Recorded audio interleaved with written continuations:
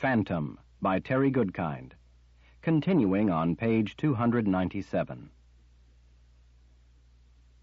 Richard shook his head in frustration. What did they suspect him of doing? Berdine shrugged. I haven't been able to figure it out yet.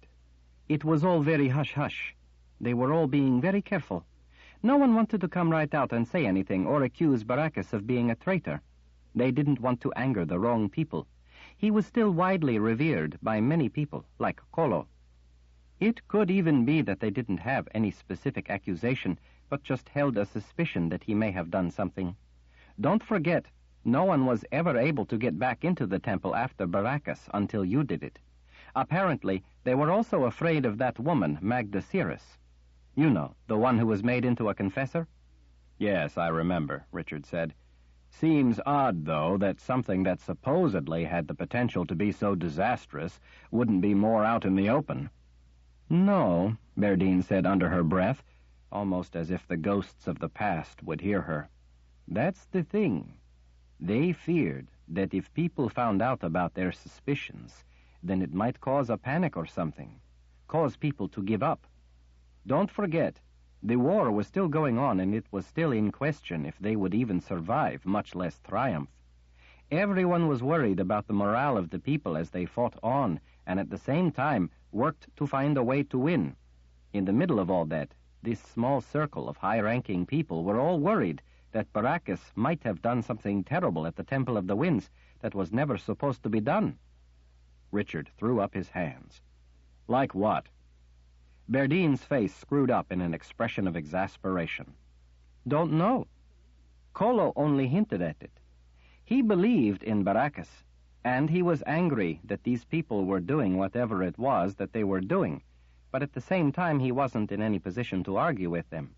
He was not among those in command, or a high enough ranking wizard. But there was one passage, one mention in his journal that kind of gave me goosebumps when I read it. I don't know if it was about the Baracus dispute or not. I mean, I can't point to anything specifically to connect it, not so as... What did this passage say? Along with Richard, Nietzsche and Kara both leaned in a little. Berdine heaved a sigh. He was writing in his journal, talking about the foul weather and how sick everyone was getting of rain, and he made this offhanded comment that he was upset because he'd learned through his sources that they had made 5 copies of the book that was never to be copied. That gave Richard pause and goosebumps. Not far after that, Berdine said, his entry started wandering back to talking about the central sites. So you think, what? That maybe they hid these copies they weren't supposed to make in the secret central sites? Berdine smiled as she tapped her temple with a finger. Now you're starting to ask the same questions I've been asking myself. And he didn't make any mention at all of what book they copied? Nietzsche asked. Not even an indication? Berdine shook her head. That's the part that gave me the goosebumps. But there was more there than his words. What do you mean? Nietzsche asked impatiently. You know how when you work forever at translating someone's writing, you come to be able to see their mood, see their meaning, see their train of thought even if they didn't write it down? Well, she pulled her brown braid over her shoulder, twiddling with the end of it, I could tell by the way he said it that he was afraid to even write down the name of a book so secret, so important, that it was never to be copied. It was like he was walking on eggshells, even mentioning it in his journal. Richard thought that she certainly had a good point. Berdine came to a halt before a tall iron door that was painted black. Here's where I found the books that mention the central sites being with the bones, whatever that means. The place I found was in catacombs, Richard said. Berdine frowned as she considered. That might explain that much of it. Nathan told me, Nietzsche said in a low voice, looking between Richard and Berdine, that he believes that there were catacombs beneath the Palace of the Prophets, and that the palace itself was built there in part to conceal what was buried. The soldiers slowed to a halt, collecting in a knot a short distance back up the hall. Richard noticed Berdine watching them. "Why don't you wait out here with your men?" Berdine called back to General Trimac. "I have to go in the library and show Lord Rahl some books. I think maybe you should guard the hall and make sure that no one is sneaking about." The general nodded and started ordering his men to take up stations throughout the passages. Berdine pulled a key out of the top of her outfit. "In here, I found a book that gave me nightmares." She looked back at Richard and then unlocked the door. Nietzsche leaned close to Richard's ear. "This place is shielded." Her tone was tight with suspicion. "But she's not gifted," Richard whispered back. "She can't get through the shields. If it's shielded, then how is she able to get in?" Berdine, hearing them, waggled the key after she pulled it back out of the lock. "I have the key. I knew where Darken Rahl kept it hidden." Nietzsche lifted an eyebrow as she looked back at Richard. "The key just shut down the shields to the door. I've never seen such a thing before." "It must have been designed to give access to trusted aides or scholars who weren't gifted," Richard guessed. He turned back to Berdine as she worked at opening the lever on the heavy door. "By the way, did you learn anything else about Baracus?" "Not much," she said, looking back over her shoulder, "except that Magda Ceres, the woman who became the first confessor, had once been married to him." Richard could only stare at her. "How does she know these things?" he muttered to himself. "What?" Berdine asked. "Nothing," he said, dismissing it with a wave before flicking the hand at the door. "So what is it that you found in here?" "Something that connected with what Kolo said." "You mean about this book that wasn't supposed to be copied?"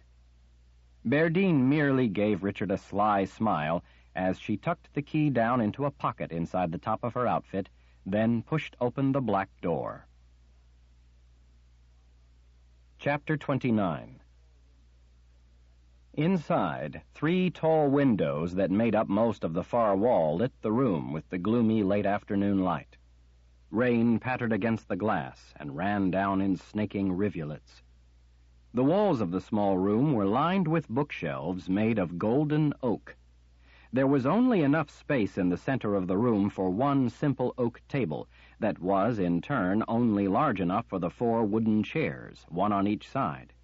In the center of the table sat an unusual 4-lobed lamp, offering each empty chair its own light from a silvered reflector.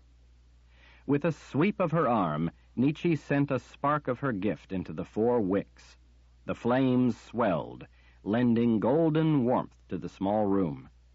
Richard noticed that, despite the way the palace spell diminished the power of any but a Rahl, she seemed to have had no trouble lighting the lamps. Berdine went to the shelves to the right of the door. "Near the part of Kolo's journal where he mentioned the book that wasn't supposed to be copied, I think he might have been implying that the men who didn't trust Baracus were the ones who made the copies. I think that's who he meant anyway, but I'm not sure. He refers to them as the half-wits from Yankley's Yarns." Nietzsche spun around to Berdine. "Yankley's Yarns?" Richard looked from Nietzsche's astounded expression to Berdine's. "What's Yankley's Yarns?" he asked. "A book," Berdine said. Richard turned a questioning look on Nietzsche. Nietzsche huffed in exasperation. "It's more than just a book, Richard. Yankley's Yarns is a book of prophecy. A very, very peculiar book of prophecy. It predates the Great War by 7 centuries. The vaults at the Palace of the Prophets had an early copy of it. It was a curiosity that every sister studied in the course of her education about prophecy." Richard peered around at the books lining the shelves. "What was so peculiar about it?" "It's a book of prophecy that is nothing but gossip and hearsay." Richard turned back to her. "I don't get it." "Well," Nietzsche said, pausing to find the right words, "it wasn't believed to be prophecy about future events, exactly. It's actually believed to be prophecy about future gossip, so to speak." Richard rubbed his tired eyes as he sighed. He looked up at Nietzsche again. "You mean to say that this Yankley fellow wrote predictions about gossip?" When Nietzsche nodded, all he could do was ask, "Why?" Nietzsche leaned in a little. That's the very question to which everyone wanted an answer. Richard shook his head as if to clear the cobwebs. You see, there are many things that are secret. Nietzsche gestured toward Berdine. Like this business with the book that wasn't supposed to be copied. Those kinds of secrets often remain secret because people go to their graves without ever revealing them. That's why when we study historical records, we sometimes are not able to solve mysteries. There just isn't any information to be had. But sometimes there are little tidbits of information floating around, things people saw or overheard, and the people who saw or overheard them start to gossip about those tasty tidbits. There were sisters at the Palace of the Prophets who believed that hidden within this prophetic book of gossip there would be hints of what those future secrets would turn out to be. Richard arched an eyebrow. You mean these sisters were, in essence, listening to gossip in order to overhear something? Nietzsche nodded. Something like that. You see, there were a few sisters who considered this simple book of seeming nonsense to be one of the most important books of prophecy in existence. It was kept under tight security. It was never allowed to leave the vaults for study, as some other volumes of prophecy were. There were sisters who devoted a lot of their spare time to studying this seemingly silly book. Because people don't generally go to the trouble to record gossip, Yankley's Yarns is thought to be the only book of its kind, the only written account of gossip, even if it hadn't happened yet. These sisters believed that there were events that couldn't be discovered or studied in any other way except through this book, which predated such events. In essence, they believed that they were eavesdropping on whispered gossip about things that would happen in the future, gossip about secret things. They believed that Yankley's Yarns held invaluable clues to secrets unknown to anyone else or in any other way. Richard pressed his fingertips to his forehead as he tried to take it all in. You said that there were sisters devoted to studying this book. Do you happen to know who any of these sisters were? Nietzsche nodded slowly.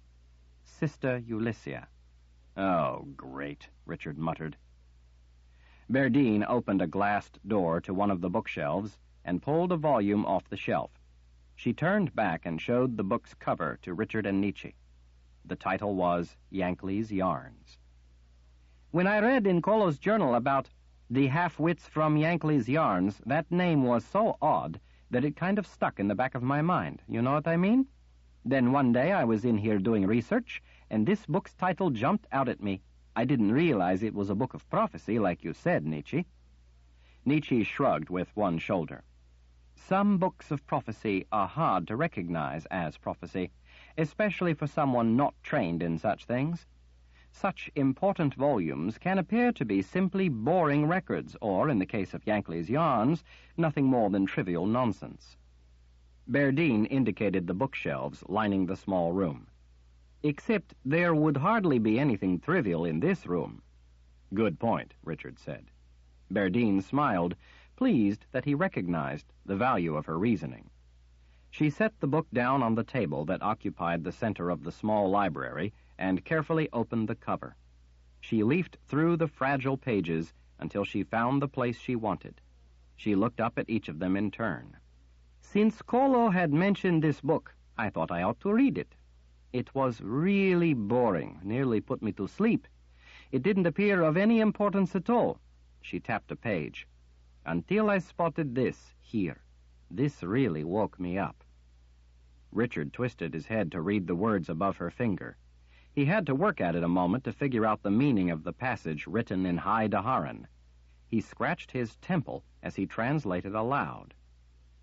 So nervous will be the meddling half-wits to copy the key that should never be copied, that they will tremble in fear at what they have done and cast the shadow of the key among the bones, never to reveal that only one key was cut true.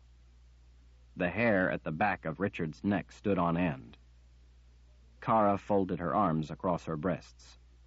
So you mean to say that you think that when it came right down to the deed itself, and they made the copies, they turned chicken, and made all but one copy a fake? Berdine drew her hand down her long braid of glossy brown hair.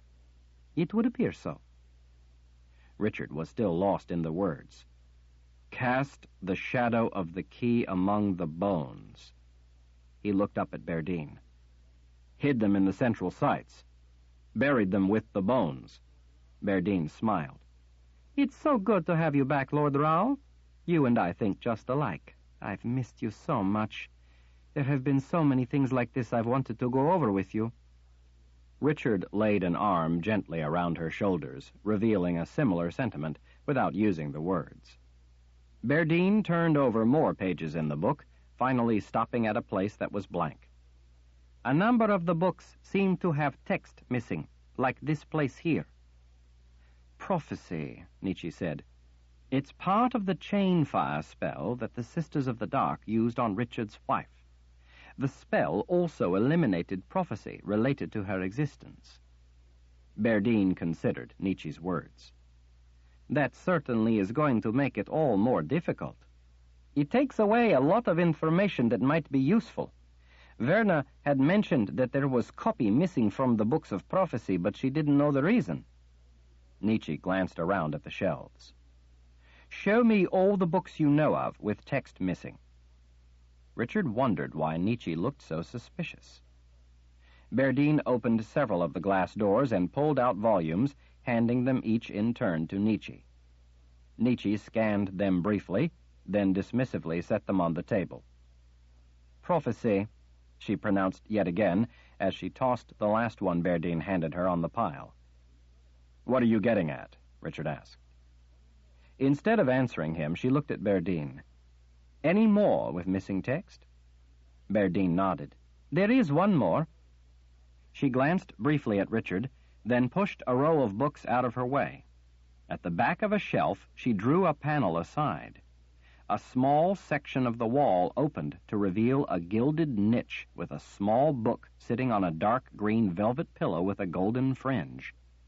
The leather cover looked to once have been red, but was now so faded and worn that the bits of faint color only hinted at its past glory. It was a delicately beautiful book, intriguing partly because of its small size, and partly because of the ornate decorative leatherwork. I used to help Lord Raoul, Darken Raoul, work on translations of books in High Daharan, Berdine explained. This room was one of the places he would study his private books. That's how I knew where to find the key and about this secret compartment in the back of the bookcase. I really thought it might be something useful. And was it? Richard asked. I thought it would be, but I'm afraid not. It, too, is missing text. Except, unlike those other books, this one isn't just missing some of the text here and there, or missing whole sections. Instead, this book is missing every single word. It's completely empty. It's missing every word? Nietzsche asked suspiciously. Let me see it.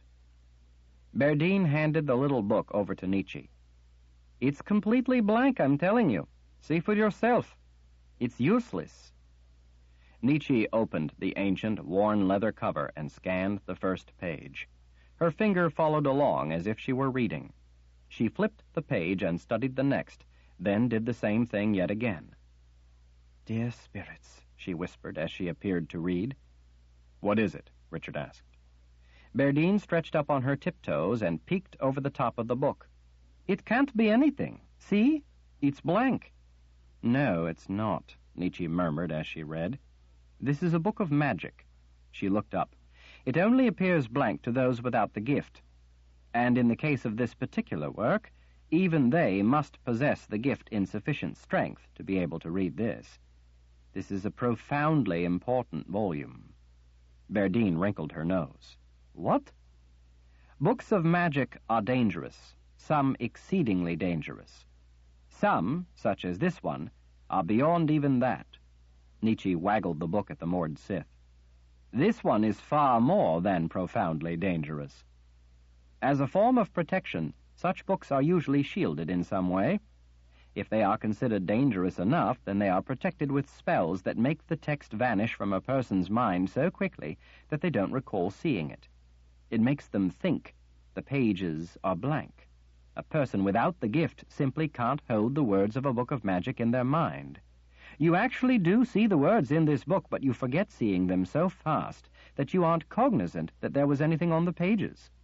The words vanish from your mind before you actually perceive them. That particular spell is, in part, the basis for the concept of the chain fire spell. The wizards in ancient times, who often used such spells to protect dangerous books they wrote, began to wonder if such a thing could be done with a person, in effect making them vanish, just as the words in some books of magic can seem to vanish. Nietzsche gestured vaguely as her attention drifted back to the book. Of course, when a soul is involved, it complicates the whole matter beyond words. Richard had long ago learned that he had been able to memorize the Book of Counted Shadows only because he was gifted. Zed had told him that if he hadn't had the gift, he wouldn't have been able to hold the words in his mind long enough to have remembered a single one. "So, what is this book about?" he asked. Nietzsche finally pulled her gaze away from the pages and looked up. "This is a book of magic instruction." "I know. You said that already," he said patiently. "Instruction for what?" Nietzsche checked the page again and swallowed as she again gazed into his eyes. "I think this is the original instruction book for putting the boxes of Orden in play." Richard felt goosebumps yet again tingle up his arms and legs. He gently lifted the book from Nietzsche's hands. Sure enough, it was not blank at all. Every page was packed with small written words, diagrams, charts, and formulas. "This is in High Daharan." He looked up at Nietzsche. "You mean to say you can read High Daharan?" "Of course." Richard shared a look with Berdine. He could see immediately that the book was profoundly complex. He had learned High Daharan, but this book was something only on the brink of his understanding. "This is far more technical than the High Daharan I'm used to reading," he said as he scanned the pages. Nietzsche leaned close and pointed to a place on the page he was staring at. "This here is all reference material to formulas needed in incantations.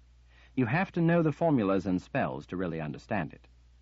Richard looked up into her blue eyes. "And do you?" She twisted her mouth as she frowned at the page. "I don't know. I'd have to study it at length to know if I can be of any help in translating it." Berdine again stretched up on her tiptoes and peered into the book, as if checking to see if maybe the words might now appear to her. "Why can't you tell right away? I mean, either you can read and understand it, or you can't." Nietzsche raked the fingers of one hand back through her blonde hair as she took a deep breath.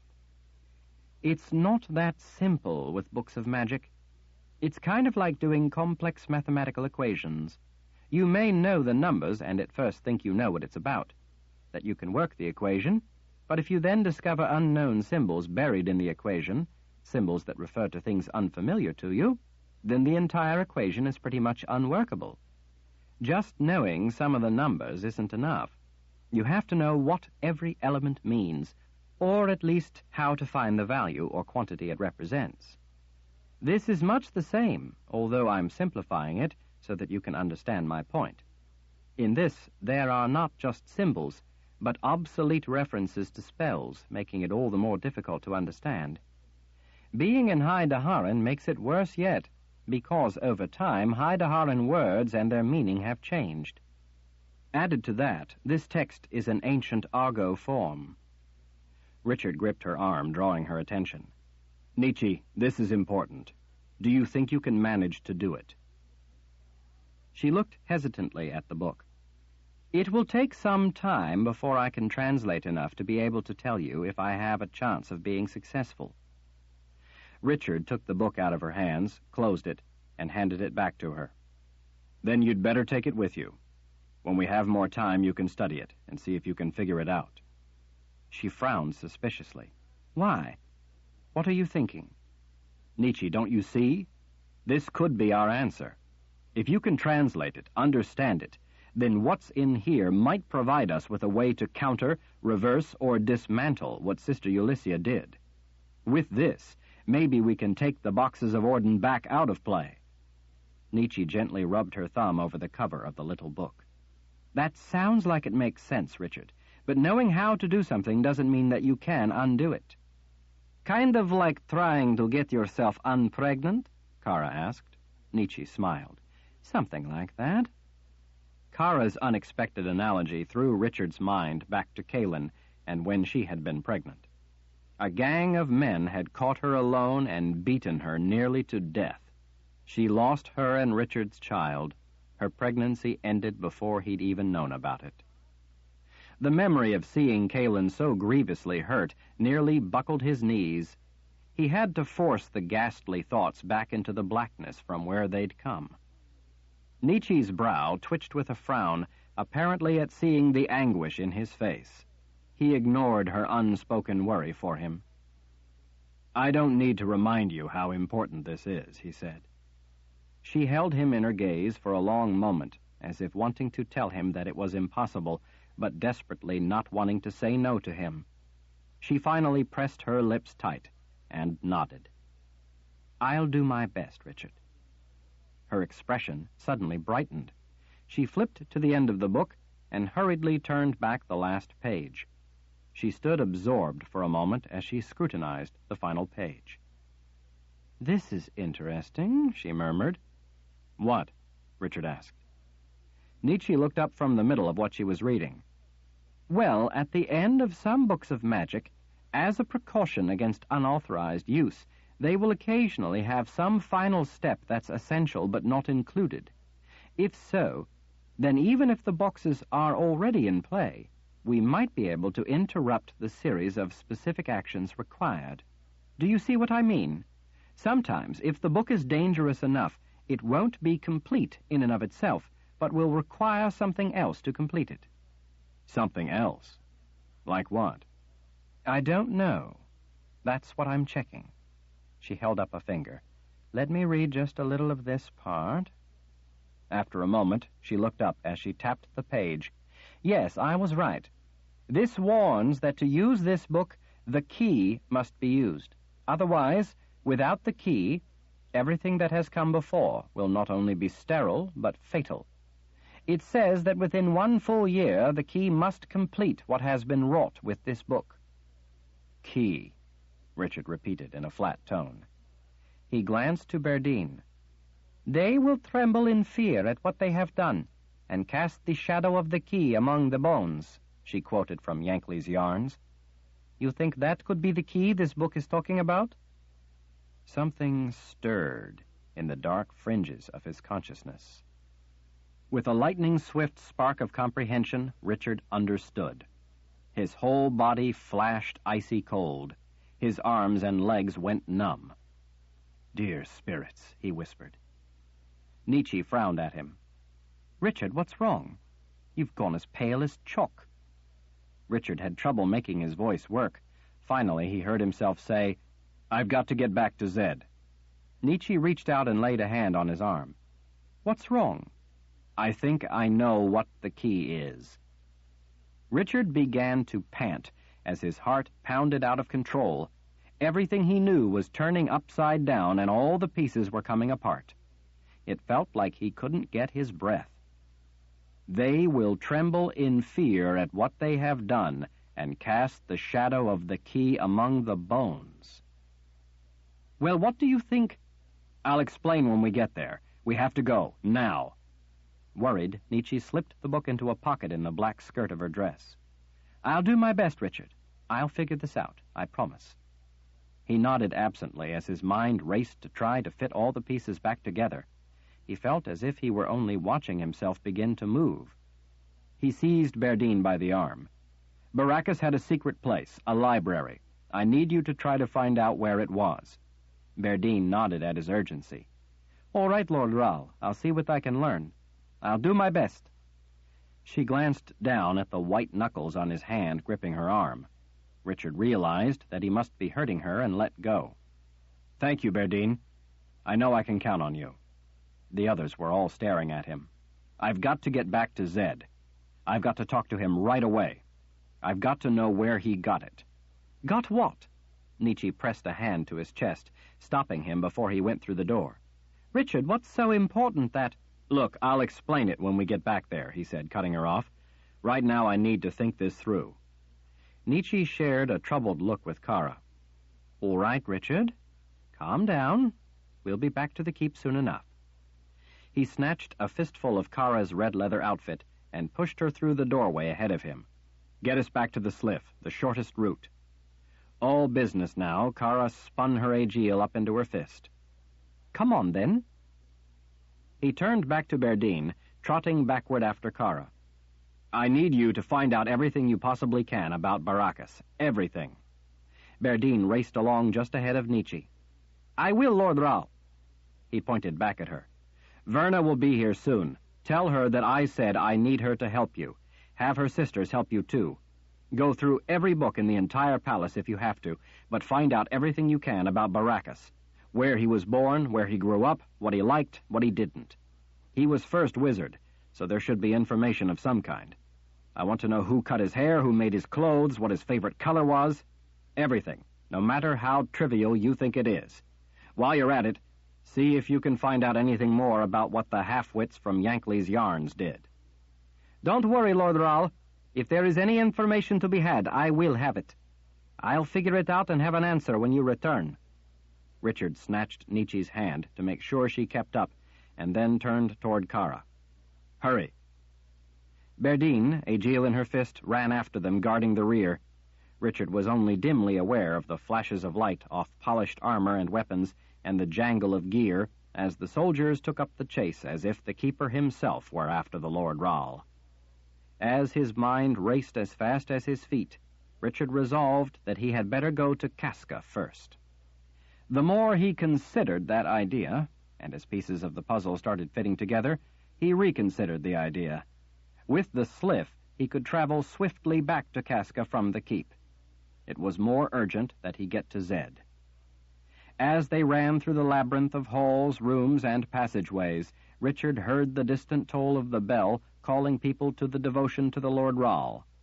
He wondered if they would all soon be kneeling before the keeper of the underworld and saying their devotions to him. Chapter 30. Six abruptly stood. Without a word, she took 3 long strides to the wall of the cave that held Violet's expansive drawing. The woman carefully pressed her bony hands against the chalk symbols that Violet had drawn there days before.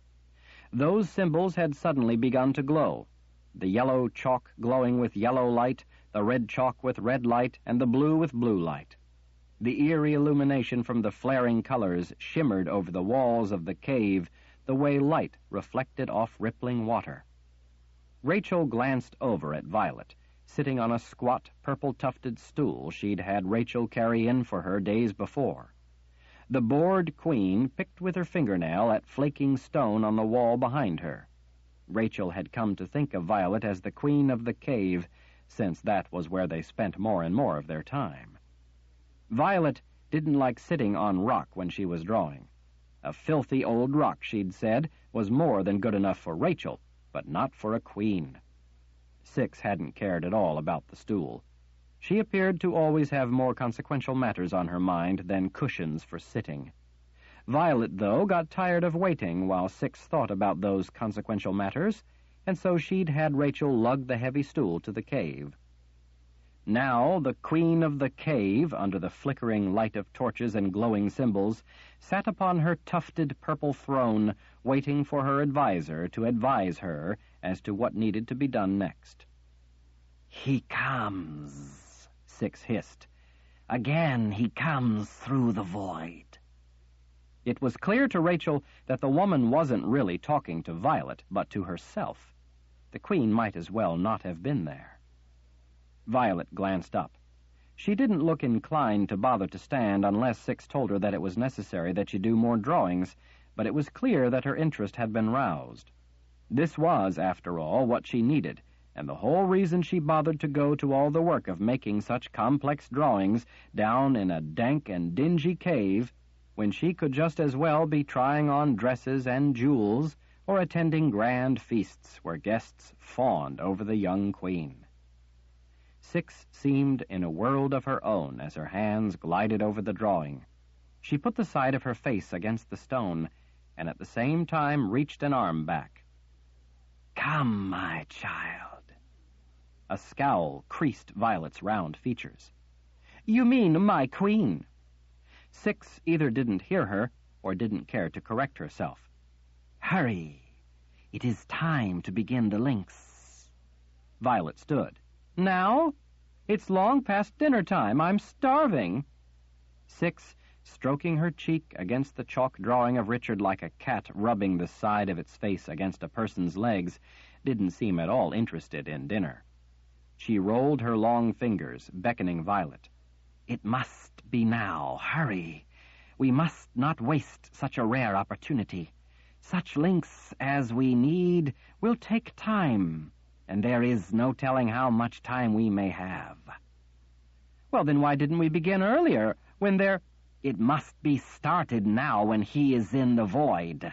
Six clawed the air with one hand. "Easier to scratch his eyes out when he's blind," she said in her hissy voice. "I don't see why—" "The way is the way. Do you wish this or not?" Violet's folded arms, along with her defiance, came undone. Her expression took on a dark set. "I do." A sinuous smile slipped across Six's features. "Then let it begin. You must now complete the links."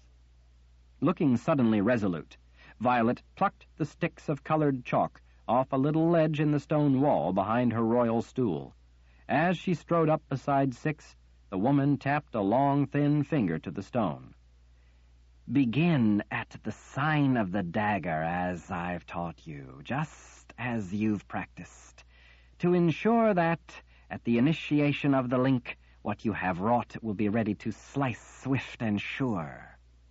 I know, Violet said, as she boldly touched the tip of the yellow chalk to the point of one of the elaborate glowing symbols off to the side of Richard. Six snatched Violet's wrist, pulling her hand back just enough to lift the chalk away from the wall. She moved Violet's hand over a few inches, then let the chalk again touch the symbol, but at the next apex in a design with a perimeter comprised of dozens of points. "I told you," Six said with strained civility as she helped Violet begin the line. "A mistake here will last us for eternity." "I know, I just got the wrong apex point, that's all," Violet huffed. "I've got it now." Six, ignoring the queen, her gaze fixed on the drawing, nodded approvingly as she watched the chalk begin to move across the stone. "Change to red," Six prompted in a low voice after Violet had pulled the chalk a few inches across the open distance. Without argument or hesitation, Violet changed the chalk for the red one and started it moving at an angle from the yellow line she had already drawn. After bringing it half the remaining distance toward the drawing of Richard, she stopped without needing to be told and switched to the blue chalk. She hesitated then and glanced up at Six. "This is the node, right?" Six was already nodding. "That's right," she murmured, pleased with what she was seeing. "That's right. Take it around and back now to complete the first ligature." Violet drew a blue circle at the end of the red line before crossing the empty place on the smooth, dark stone wall. When the blue chalk reached one of the points on the next symbol, she went back and drew a line from the circle to connect to Richard. The complete triad of lines Violet had just drawn began to glow. The blue circle ignited with a beam of light, as if it were a beacon coming through a window in the dark stone. Six abruptly held up a hand, commanding that Violet stop before she could put the chalk to the next point in the sequence. "What's wrong?" Violet asked. "Something is not right." Six pressed the side of her face to the drawing, this time laying her cheek right atop Richard's face. "Not right at all." Richard drew another silvered breath of the ecstasy, but with his urgent worries overriding the experience, it was something short of the remarkable essence of rapture that he usually experienced within the Sliff. He realized, though, that when he traveled in the Sliff, he was usually gravely troubled by something. After all, trouble of one sort or another was why he traveled in the Sliff in the first place. Still, it had never before felt this way. This feeling was not dread so much as it was a sense of the great but intangible weight of foreboding. With every breath, that phantom weight pressed in on him evermore. Within the Sliff there was no real sense of vision, as such, just as there was no real sense of time, or up or down.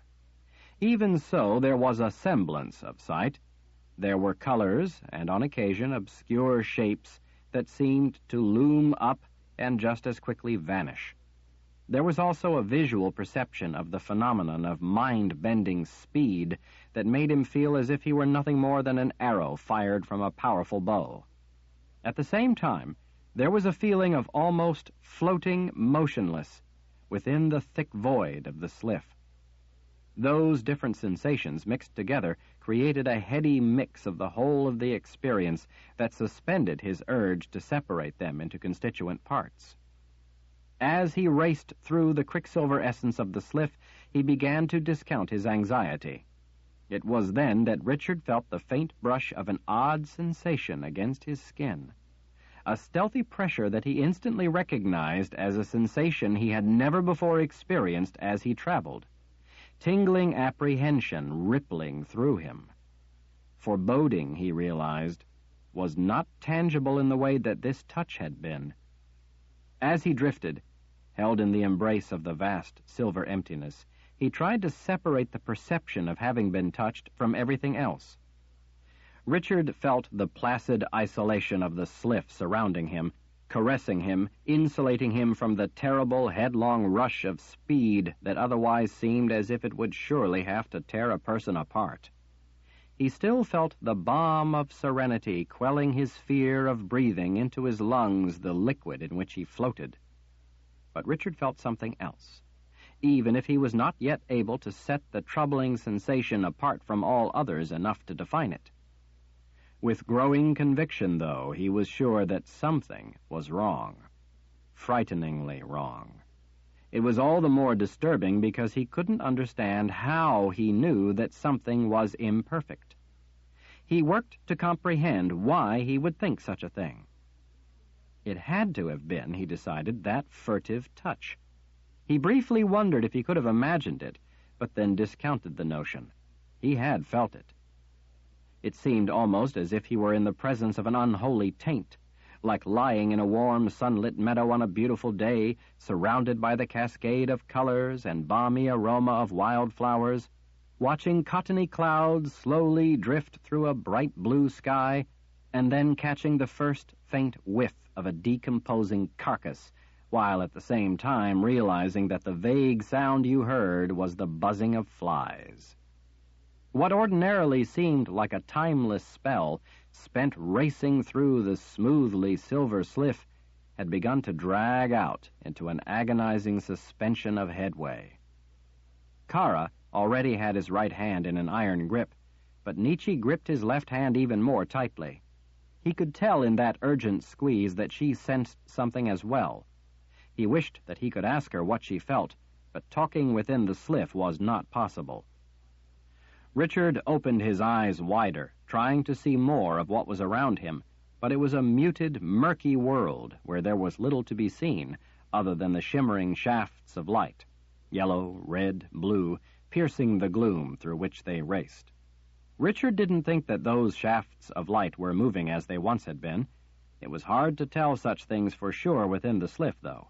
It was generally a hazy sense of events rather than actual perception.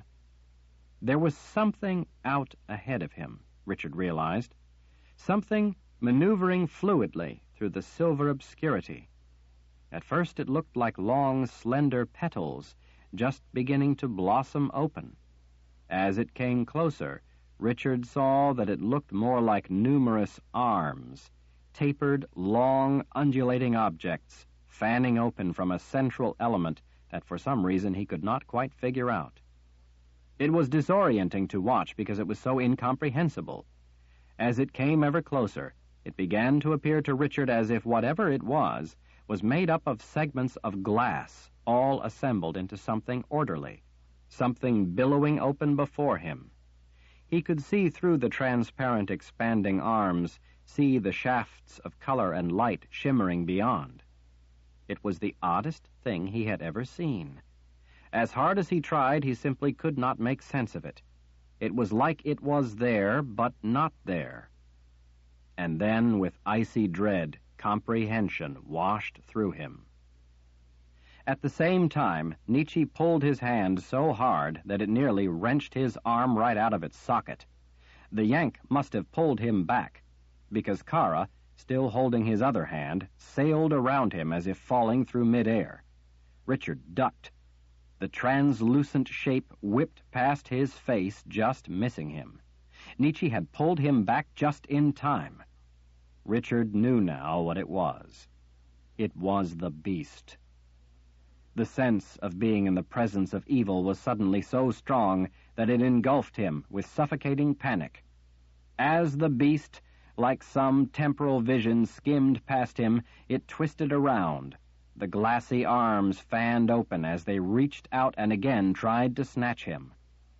With a sharp tug, Nietzsche again drew him back from the star-shaped net of tentacles spread wide before him.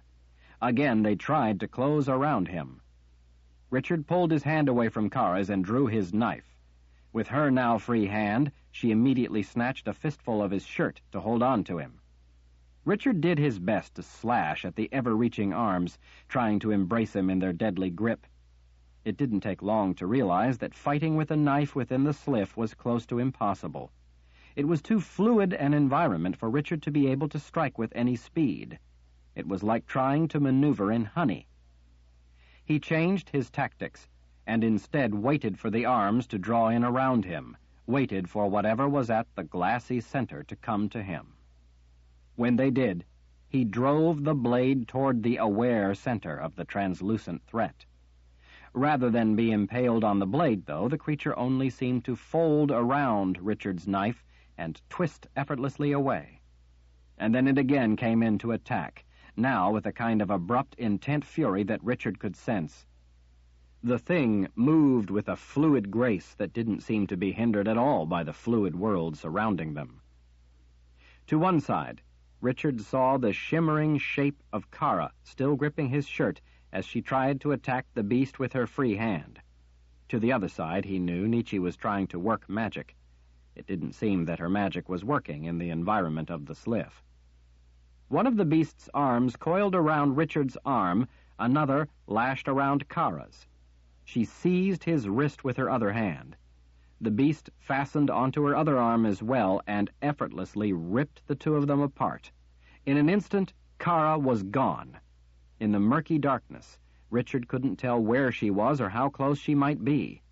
Worse, he didn't know if she was all right or if the creature had her. Nietzsche tightened her arm protectively around Richard's waist, holding on for dear life as more of the undulating transparent arms came out of the gloom and coiled around them. It was like getting tangled in a nest of snakes, all entwining themselves and constricting with great force once attached. The one around Richard's leg drew so tight that he thought it would surely rip his flesh from the bone. Even though Richard could not hear Nietzsche in the conventional sense, he could perceive her muffled cries of fury as she fought the thing that had snared them. An odd, muted form of lightning flickered madly around Nietzsche. Richard knew she was trying to use her power, but it wasn't having any effect on the beast. Richard ignored the pain of the glassy tentacles that already had him and stabbed over and over, cutting into thick arms that looked to be only partly there. With determined and focused rage, he flashed with the knife and was able to cleave some of the arms away from the core of the thing. Once severed, they writhed wildly as they fell away into the void around them, as if sinking into a bottomless sea. It seemed to do no good. Ever more of the twisting tentacles came at him from out of the darkness. It was like finding himself at the bottom of a dark pit full of angry vipers. Richard fought on with all his strength, cutting, stabbing, slashing. His arms ached with the effort. Nietzsche grappled with the thick tentacles with one hand, her other arm still refusing to let him go. He could tell by the way she arched and twisted that she was in agony. Richard abandoned the coils around himself, and with all his fury hacked at the arms of the beast, hurting Nietzsche as they tried to pull her away from him. But then she was violently torn away from him. Richard was suddenly alone in the middle of nowhere with a glassy, slippery, powerful creature trying to wrestle him in toward its center, toward something he could hear snarling, snapping, clacking. There was no way to fight such a thing, no way to get an advantage over its power, no way to escape its multi-armed grasp. Ever more of the arms whipped in to capture him. With all his strength, before his arm was captured, he thrust the knife toward the center mass that he couldn't clearly see. He made solid contact. The beast howled with a sound that hurt his ears. The arms loosened just a bit, not letting go of him, but loosed just enough for Richard to give a mighty twist of his body that succeeded in spinning him out of the creature's grip. In an instant, like a pumpkin seed squeezed between wet fingers, he squirted away from the deadly grip. Richard tried to swim away, to somehow escape the thrashing, translucent arms coming for him, but it was faster than he was, more powerful and tireless. "Here," Six urged as she rapped her knuckles against the center of an emblem. Violet raced with the chalk to the spot her advisor was urging her toward. Her fingers flew with swift and sure movements. With the back of her other hands, Violet wiped sweat off her face, then with her fingers wiped it from her eyes. Rachel had never seen Violet work so hard or so fast. Rachel didn't know what was happening, but it was obvious that something was not going the way Six had expected. She was in a state balancing precariously between panic and rage. Rachel feared whichever way it fell. While Violet swiftly completed length switching chalk and moving to each successive point, Six went back to softly chanting her incantations. The corrosive sound of those whispered words felt as if they were searing Rachel's soul. While she could not understand the words or their meaning, they were spoken with a sinister intent that terrified her. She glanced toward the distant cave entrance, but with it being dark outside, Rachel couldn't see anything. She wanted to run, but dared not. She knew that if she caused Violet or Six to have to stop what they were doing and come after her, it would go very badly for her. Chase had taught her to bridle her impulses, as he'd called it, and to watch for true openings.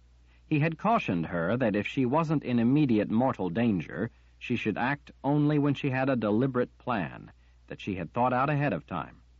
He said that she shouldn't act out of blind fear, but work to find ways to increase the odds of success.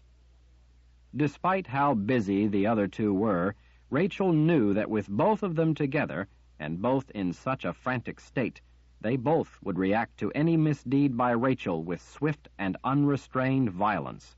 This was not the right opportunity. Getting up right then and running was not a good plan, and she knew it.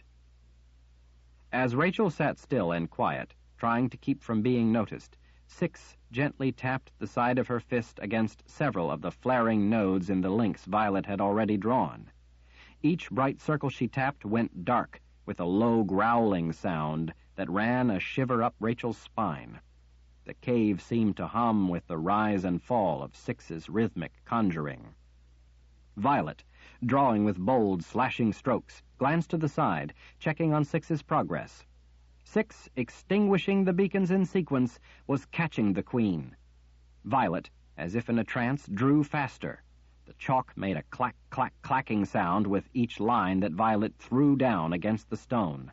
The sound of the chalk matched the rhythm of Six's chant. All around the figure of Richard, Six, conjuring with murmured verses spoken in a rising sing-song chant that gradually brought a howling wind swirling down into the cave, rapped the side of her fist against points in the links Violet had been drawing without pause for hours. Rachel had thought that Violet might soon collapse from exhaustion, but far from it, She seemed to be working herself into a fever pitch of effort trying to stay ahead of Six. Despite how swiftly her hand moved, each line Violet drew looked true, each intersection met accurately and completely. Six had made Violet practice endlessly drawing the symbols, and now it seemed to be paying off. The drawing of Richard was almost completely encased in the web of symbols and connecting lines. With a strange word, shouted in order to be heard over the howling wind, Six extinguished the final beacon around the figure of Richard. The wind abruptly died. Little pieces of leaves and other debris fluttered down through the abruptly still air. Six paused in her chanting. Her brow twitched. With her fingertips, she touched several of the symbols, as if feeling their pulse. Shimmers of colored light flickered through the cave. "It has him," Six whispered to herself. Violet paused, swallowing as she caught her breath. "What?" "Apogee to inferior apex." She turned a venomous look on a startled Violet. "Do it." Without hesitation, Violet turned back to the wall and reached up, drawing coiled lines downward from one of the central elements above Richard's head. Six lifted a hand. "Be ready, but don't touch the primary invocation points until I tell you." Violet nodded. Six's eyes rolled back in her head as she leaned in on her fingertips over the figure of Richard. As Violet and Rachel watched, Six breathed a low murmur of strange words. Chapter 31. Nietzsche broke above the quicksilver surface of the sliff. The weight of the leaden liquid rolled from her hair and face. Colors and light seemed to explode out of the quiet, mellow darkness. Breathe. With all her effort, Nietzsche immediately forced the silver fluid from her lungs. Breathe. With her need overwhelming her dread, she gasped a desperate breath. It burned like drawing in acidic vapors. The room spun sickeningly in her vision. Nietzsche saw a smear of red. She floundered woodenly as she again gasped.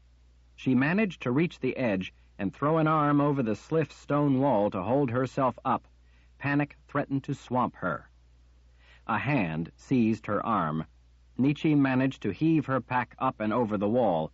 Another hand reached down and helped to haul her up enough for her to get both arms over the wall of the sliff. The red she had seen was Kara. "Where's Lord Rahl?" Nietzsche blinked up at the moored Sith's intense blue eyes. She had never known blue to hurt so much. She closed her eyes and shook her head, still trying to clear her mind of the experience, of the confusion, of the ringing sound of Kara's voice echoing through the marrow of her bones. "Richard." It felt as if her insides twisted with the anguish of wanting nothing so much as to help him. "Richard." Kara grunted with the effort of lifting Nietzsche's dead weight and pulling the top half of her body the rest of the way up and out of the well. Nietzsche, feeling like the survivor of a shipwreck in a stormy sea, slid out over the top of the stone wall, unable to do much to contribute to her own rescue. Kara put one knee to the floor, catching Nietzsche before her limp body hit the stone. Once Kara had lowered her down onto the stone floor, Nietzsche gathered all her strength and pushed herself up on trembling arms. She couldn't seem to muster her usual strength. It was a frightful feeling not being able to make her body do her bidding. With great effort, she finally managed to tip herself upright and sit heavily back against the wall of the sliff's well. She still gasped, trying to catch her breath. She still hurt everywhere. For a moment, she slumped against the stone well, trying to gather her strength. Kara seized her by the collar of her dress and shook her. "Nietzsche, where's Lord Rahl?" Nietzsche blinked, looking around, trying to make sense of everything. She hurt so much. The pain reminded her of one of Jagang's beatings, the way, during his rage, she would start to feel the pain through a half-numb fog of confusion. But this had not been the Emperor's doing. This was pain from something that had happened in the Sliff. Traveling had never hurt before. It had never been a painful experience. "Where's Lord Rall?" Nietzsche winced at the ache of the shout echoing around the room. She swallowed past the raw pain in her throat. "I don't know." She put her elbows on her knees and ran her fingers back into her hair, holding her pounding head in both hands. "Dear spirits, I don't know." Kara leaped over the well so fast and so hard that Nietzsche thought she might topple in. Instinctively, she reached out to catch the moored Sith's legs, thinking that she would surely fall in, but she didn't. "Sliff!" Kara's shout again echoed around the ancient, dusty stone room. Nietzsche shared the emotion, but knew that the intensity would not accomplish anything. Ignoring the searing pain in her joints, she staggered to her feet. The spinning feeling was slowing a little. She saw the quicksilver form of the Sliff's face partly emerge from the well, her features forming in the glossy surface to look up at them. "Where's Lord Rall?" Kara asked. The Sliff chose to ignore Kara's question. Instead, she peered over at Nietzsche. "You must not ever do that when you are within me," the eerie voice echoed softly around the room. "You mean magic," Nietzsche guessed. "I have great difficulty being able to endure such power being unleashed within me, but such a thing could be worse for you and anyone else traveling at the same time. You must not ever try to use your ability when you travel. It will make you sick, at the least. It could easily turn out far worse. It is dangerous to all." "She's right about that," Kara said confidentially. "When you started doing that, it hurt like an Aegeal was being used on me. My legs still don't work right." "Mine either," Nietzsche admitted. "But I couldn't very well just let the beast have Richard without trying to protect him, now could I?" Ill at ease for even giving the hint of an impression that she wouldn't have done anything to protect Richard, Kara shook her head. "I would have taken far worse than that to protect Lord Rall. You did the right thing. I don't care what the Sliff says." "Me too," Nietzsche said. At that moment, though, she wasn't concerned about herself or Kara. She turned to the Sliff. "Where is Richard? What happened to him? Where is he?" "I cannot." Kara's patience, if she'd had any, was gone. She lunged for the Sliff, as if she was going to try to strangle the silver neck. "Where is he?" The face glided out of reach. Nietzsche snatched Kara's outfit and pulled the woman back, standing her up on the floor beside her. Her face, red with rage, nearly matched her leather outfit. "Sliff, this is vital," Nietzsche said, trying to sound reasonable. "We were with Richard, with Lord Rall, your master, when we were attacked. That's why I had to use my power. I was trying to protect him. That beast is extremely dangerous." The flawless silver face distorted into a fearful cast. "I know. It hurt me." Nietzsche paused in astonishment. "The beast hurt you?" The Sliff nodded. Reflections of the room bent and flowed in twisting shapes over the smooth contours of the statuesque silver features. Nietzsche stared in wonder as shimmering quicksilver tears formed along the lower lid of the Sliff's eyes and rolled down the glossy surface of her cheeks. "It hurt. It did not want to travel." The silver brow wrinkled with what looked like indignation layered atop torment. "It had no right to use me in that way. It hurt me." Nietzsche shared a look with Kara. Kara may have looked surprised, but she did not look sympathetic. The truth be told, at that moment Nietzsche's worry for Richard took precedence over any other concern. "Sliff, I'm sorry," Nietzsche said, "but—" "Where is he?" Kara growled. "Just tell us where Lord Rall is." The Sliff hesitated. "He no longer travels." "Where is he, then?" Kara repeated. The Sliff's voice turned cold and distant. "I never reveal information about others who have been with me."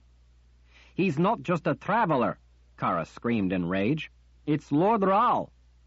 The Sliff backed to the far wall of her well. Nietzsche held a hand up toward Kara, urging a little restraint, and for her to be quiet a moment. We were attacked by something evil when we were traveling together. You know that.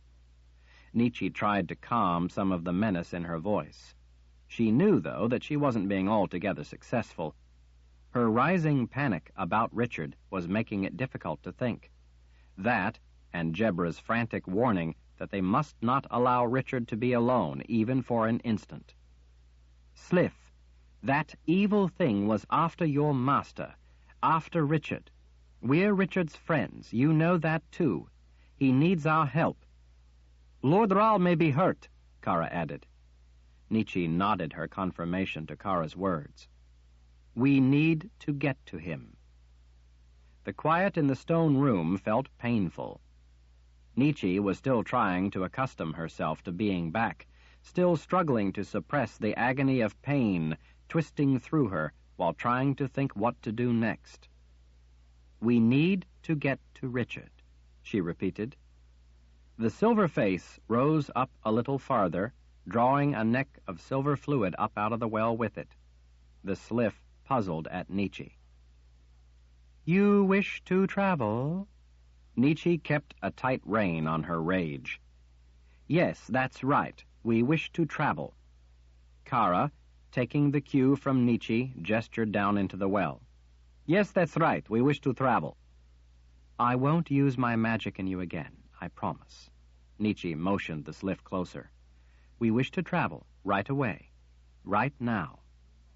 The Sliff brightened, as if all was forgiven. You will be pleased. She seemed eager to satisfy.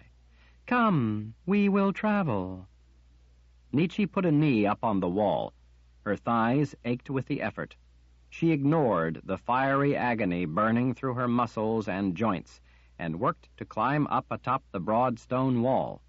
She was relieved that they had at last found a way to get the Sliff to comply, if not by telling them where Richard was, then by taking them to him.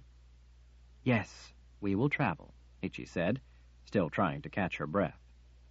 The Sliff formed an arm, slipping it around Nietzsche's waist, helping to pull her up onto the wall. Come, then. Where do you wish to travel? To where Lord Rahl is. Kara clambered up onto the wall beside Nietzsche. Take us there, she said, putting on a smile for the Sliff's benefit, and we will be pleased. The Sliff paused and gazed at her. The arm drew back, melting into the slowly sloshing surface. The silver face looked suddenly impersonal, even forbidding. I cannot reveal information about other clients. Nietzsche fisted her hands. He's not just any client. He's your master, and he's in trouble. He's our friend. You have to take us to him. The Sliff's reflective face moved away. I cannot do such a thing. Nietzsche and Kara stood mute for a moment, both at their wits' end, unable to think of how to convince the Sliff to cooperate. Nietzsche felt like screaming or crying or unleashing enough magic to boil the Sliff into talking. If you don't help us, she finally said in an even tone, then you will feel more pain than you did from the beast. I will see to that. Please don't make me resort to that.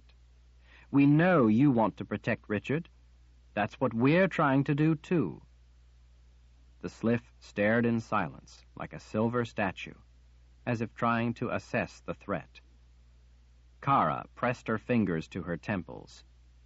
It's like trying to reason with a bucket of water, she muttered. Nietzsche glared at the Sliff. You will take us to your master. That's an order. You'd better do as she says, Kara said, or when she is done with you, then you will have to answer to me. The moored Sith spun her aegil up into her fist to make her point. But when she did, she suddenly froze stiff, staring at the weapon. The blood drained from her face. Even her hands stood out white against the red leather of her outfit. Nietzsche leaned closer and laid a hand on Kara's shoulder. What's wrong? Kara's hanging jaw finally moved. "It's dead." "What are you talking about?" Kara's blue eyes were filled with unbridled panic. "My Aegil is dead in my hand. I can't feel it." While Nietzsche could clearly read the startled dismay in the Mord Sith's voice, she didn't understand its source. Having an Aegil not give her pain hardly seemed like cause for panic. Even so, such naked terror was infectious. "Does that mean something?" Nietzsche asked, fearing the answer. The Sliff watched from the far side of the well. "The Aegil is powered through our bond to Lord Ral by his gift." She held the weapon out as if in evidence. "If the Aegil is dead, then so is the Lord Ral. Listen, I'll use my power if I have to make the Sliff take us to him. But Kara, don't start jumping to conclusions. We can't know." "He's not there." "He's not where?" "Anywhere." Still, Kara looked at her slender weapon held up in her trembling fingers. "I can no longer feel the bond." Her liquid blue-eyed gaze turned up to Nietzsche. "The bond always tells us where the Lord Ral is. I no longer can feel him. I no longer feel where he is. He's not there. He's not anywhere." A wave of nausea washed through Nietzsche. She felt faint. Her fingers and toes were going numb. She turned back to the Sliff. It was gone. Nietzsche leaned over the wall, peering down into the well. In the darkness below, she saw a faint silver glimmer just as it vanished, leaving behind only blackness. She turned back to Kara and seized a fistful of leather at her shoulder. She hopped down off the wall, pulling Kara with her. "Come on. I know someone who can tell us where Richard is." Chapter 32.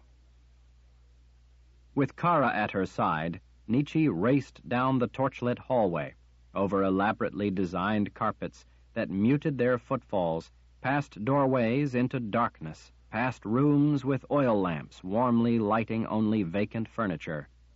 The keep, nearly as vast as the mountain that sheltered it beneath its stoic stone shoulders, felt empty and haunted.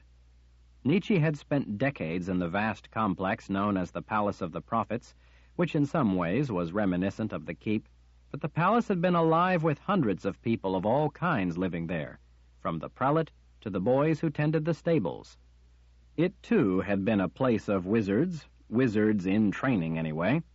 The keep existed for the purposes of man, and yet it stood silent and absent of those who would give it life. If a place could be said to be forlorn, the immense structure of the keep was such a place. Kara ran with all her strength, driven by her loyalty and love for Richard, by dread that the worst had happened to him. Nietzsche ran just as fast, driven by fear of even considering the possibility that he was dead, as if trying to outrun death itself. She couldn't allow herself to even entertain such a concept, lest she collapse in despair. A world without Richard in it would be a dead world to her. Kara slid across the polished gray marble floor to slow herself enough to make the turn when Nietzsche hooked a hand on a cold black marble newel post and charged up the wide black granite steps. The windows far above were dark, making them look like black voids in the world. The stairwell, lit by a few glass proximity spheres, rose up through a soaring tower to seemingly impossible heights above them, making Nietzsche feel as if she were at the very bottom of a very deep stone well. The sounds of their footsteps echoed through the keep, like the haunting whispers of those long-dead souls who had once walked these very halls, climbed these very steps, laughed and loved and lived in this place. At the top of the third run of stairs, Nietzsche, her legs aching with the frantic effort, led them into a broad passageway. As she ran past the warm reddish-brown cherry pilasters, separating expanses of brightly colored leaded glass, she pointed ahead, letting Kara know that they would be turning at the next hallway to the right. Finally, into the network of smaller halls leading to the quarters where they had been staying, Nietzsche spotted Zed in the distance, marching toward them. Rika followed close on his heels. The old wizard, looking grim as he drew to a halt, waited for them to close the last bit of distance. "What is it?" he asked, apparently knowing by the looks on their faces that something was awry. "Where's Lord Rahl?" Rika demanded as she came to an abrupt halt right behind him. Nietzsche recognized the anxious look on her face. It was the same look that Kara had worn ever since she'd discovered that her Aegeal didn't work. Nietzsche glanced down and saw that Rika was gripping her Aegeal in a white-knuckled fist, the same as Kara. Those talismans of their connection to the Lord Rahl were now dead. "Where's my grandson?" Zed asked, framing it in an anguished personal tone. "Why isn't he with you?" The last of it sounded like an accusation, as if reminding them of the warning Jebra had given them before they left, and of the promise Nietzsche had made. "Zed," Nietzsche began, "we can't say for sure." The wizard cocked his head, his white hair sticking out in disarray. The look he gave her was very much that of a wizard taking charge of the disquieted man. "Don't give me the runaround, child." Had the situation not been so deadly serious, Nietzsche might have laughed at the characterization. "We were all together in the Sliff, returning to the keep," Nietzsche told him. "And somewhere along the way, it's impossible to tell where you are while you're traveling, we were attacked by the beast." Zed glanced at Kara. "The beast." Kara nodded confirmation. "Then what?" "I don't know." Nietzsche lifted her arms in frustration at trying to find the words to describe the experience. "We tried to fight it off. It had all these snake-like arms. We were grappling with it. I tried to use my Hahn against it." "In the Sliff?" "Yes, but it was of little or no help. I was trying everything I could think of. Then the beast just ripped both Kara and me away from Richard. We couldn't find him in the darkness. We tried, but we couldn't find anything, not even each other. Like I said, it's impossible to tell where you are when you're in the Sliff. You can't see, you can't really hear. It's a confusing kind of place, and try as we might, we just couldn't find Richard." He was looking more angry by the moment. "Then why are you here instead of in the Sliff looking for him?" "The Sliff spit us out," Kara said. "We found ourselves here, back at the keep. Nietzsche and I were each trying in our own way to find Lord Rahl, but there was nothing. No beast, no Lord Rahl. Then the Sliff dumped us out here, at the place where we had all been headed when we were attacked." "What are you doing up here, then?" he asked again in a menacing voice. "Why aren't you back in the Sliff searching, or better yet, making the Sliff tell you where he is?" Nietzsche saw his hands fisted at his sides. She knew how he felt. She gently grasped his arm. "Zed, the Sliff wouldn't tell us where he is. Believe me, we tried. It might be possible to get her to do so, I just don't know. But I think I know a better way. Someone who might be able to tell us where Richard is. Jebra. I don't want to waste any more time, and I think Jebra might be able to provide an answer sooner than the Sliff would." Zed pressed his thin lips tight as he considered. "It's worth a try," he said at last. "But you need to understand that the woman has been in quite a state since you left. She's been inconsolable at best, and at times in the iron grip of something akin to hysteria. We've tried to calm her down, but to no avail. I'm afraid that with all she's been through, it's all the more daunting for her to have to face the sudden return of her unique kind of visions. It's obviously difficult for her to come to grips with having them again, to say nothing of the nature of this particular one. We finally put her to bed, hoping that if she got some rest, she would gain her strength back and be better able to sort out the confusion of her visions. At least she's not in a state like Queen Sorella. She's fighting not to allow herself to fall into that madness. She is aware that she needs to be able to help us, but at the moment her despair is simply overpowering her common sense. I'm sure, too, that her complete exhaustion is playing a role in her difficulty. We're hoping that after some rest, she can add more to what she's already told us." "And what has she said?" Nietzsche asked, hoping the answer might provide a clue. Zed studied her eyes a moment. "She said that you would come back without Richard." Nietzsche stared at the man. "And what has become of him?" Zed's gaze fell away. "That's the part we're trying to get out of her." "My Aegil has gone dead," Rika said. "I can't feel the bond. I can't feel Lord Ral. What if he's dead?" Zed turned a little and lifted a hand, as if urging her to calm down.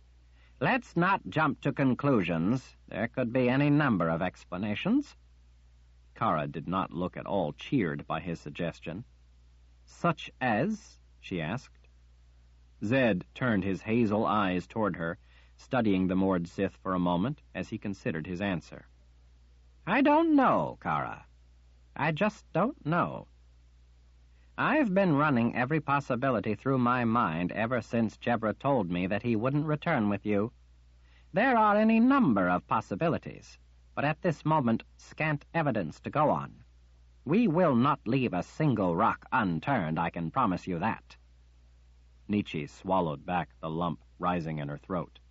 "Right now, our best chance is to see if we can find out from Jebra where Richard is. If we can get that much out of her, then we can act. If we can act, then we have a chance to help him. If he's still alive," Rika said. Nietzsche gritted her teeth as she turned a glare on the woman. "He's alive." Rika swallowed. "I was just saying—" "Nietzsche is right," Kara insisted. "This is Lord Ra we're talking about. He's alive." A tear rolled down her cheek. "He's alive."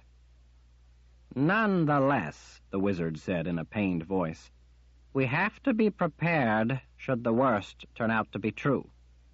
When he saw the look on Kara's face, he offered a small smile. "Saying it aloud will not make it so. What is, is. I'm only saying that we must be prepared for any eventuality, that's all. It's the wise thing to do. It's what Richard himself would do if he lost one of us, and what he would want us to do, should anything happen to him. Wouldn't you expect him to fight on if something happened to you? We simply cannot ignore the things we are facing. Richard would want us to fight on, to fight for ourselves." Page 331. Nietzsche thought, perhaps more than ever before, that she was hearing the first wizard himself speaking. She could see where Richard got some of his remarkable resolve. Kara glared at the man. "You're talking like he's dead. He's not." Zed offered her a smile and nodded his agreement. He was not able to make it look convincing. "I need to talk to Jebra," Nietzsche said. "Right now, that's the best place to start. What else has she had to say about her vision?" Zed sighed. "Not much. It's been years since she has had a vision, and this one was not only a complete surprise, but apparently overpoweringly appalling. I have begun to fear that the reason she hasn't had visions is because of what Richard had to say about magic failing. If so, then for this one to break through her failing ability speaks volumes.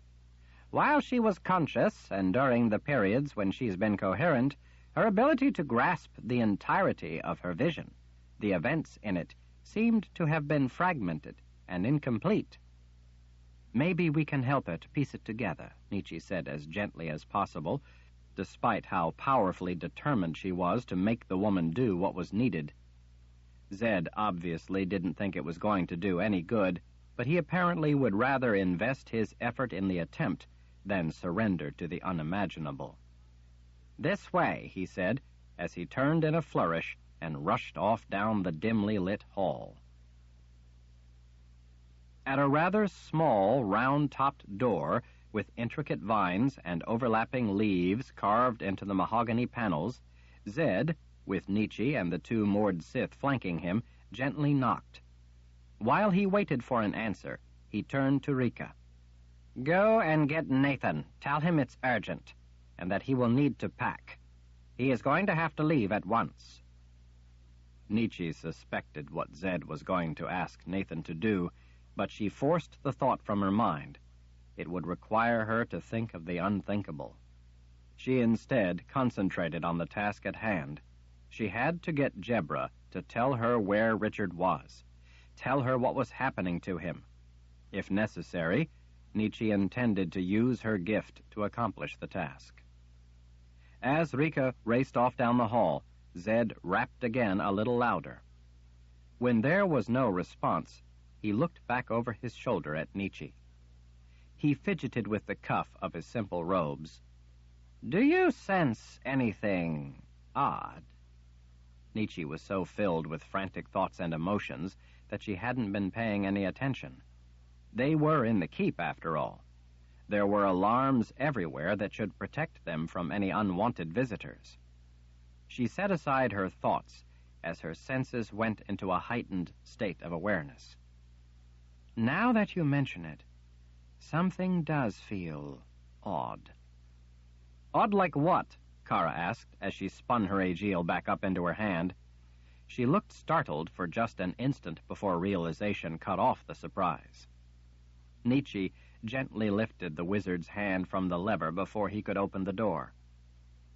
"There isn't anyone in there with her, is there? Maybe Tom or Friedrich?" Zed frowned at her. "Not that I know of. Those two are out on patrol. I was sitting with Jebra when I sensed you and Kara coming. She was asleep. I had wanted to be near if she awoke, and was able to tell me any more about her vision. I left her and came to meet you, hoping to see that she had been wrong about Richard. Anne and Nathan have already gone to bed. I suppose it's possible that it could be one of them." Nietzsche, her inner senses now fully alert, shook her head. "It's not either of them. Something else." Zed stared off as he puzzled at the question, the way one would listen for any sound, but Nietzsche knew that he wasn't exactly listening for a telltale sound. He was doing the same thing she was doing, using his gift to probe what they couldn't see or hear, to try to sense the presence of life. As far as Nietzsche could sense, though, there were only the three of them close by. Her and Zed and Kara, and more faintly on the other side of the door, Jebra. But there was something else as well. The feeling, though, made no sense. It was a presence, but not the kind of sensation she would have were there another person lurking beyond the door. It did seem, though, as if she might have had a very similar sensation just recently. She frowned, trying to remember. "I have extra alarms set all over this area," Zed told her. Nietzsche nodded. "I know, I felt them." "There isn't any way someone could have gotten past them. I would know. Bags, there's no way even a mouse could get by the snares I set." "Could it be because of what Lord Rahl told us?" Kara asked in a low voice. "I mean, about there being something wrong with magic? Could it be that there's something wrong with your gift, and that's why you feel what you feel?" Zed gave the woman a sour look. "You mean you think our gift is what? Scrambled?" Kara shrugged and then added to the idea. "I don't know much about magic, but maybe that's what's wrong with my aegil. Maybe that's all it is. Lord Rahl was pretty insistent that he knew that magic was corrupted. Maybe your gifted senses are corrupted in that same way. Maybe the conclusion I was jumping to is all wrong. Maybe that's why. The corruption." Zed huffed, scoffing at the idea. He lifted an arm to the side, and the oil lamps on the tables flanking the door went dark.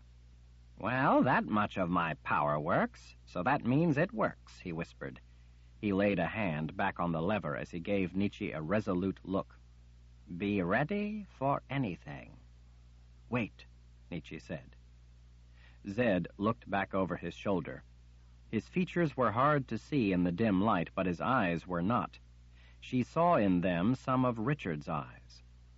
"What is it?" he asked. I just remembered something I've been trying to figure out. Nietzsche steepled her fingers as she hurriedly tried to recall the details. She finally shook a finger as she spoke. When the beast attacked us while we were traveling, I felt an odd sensation.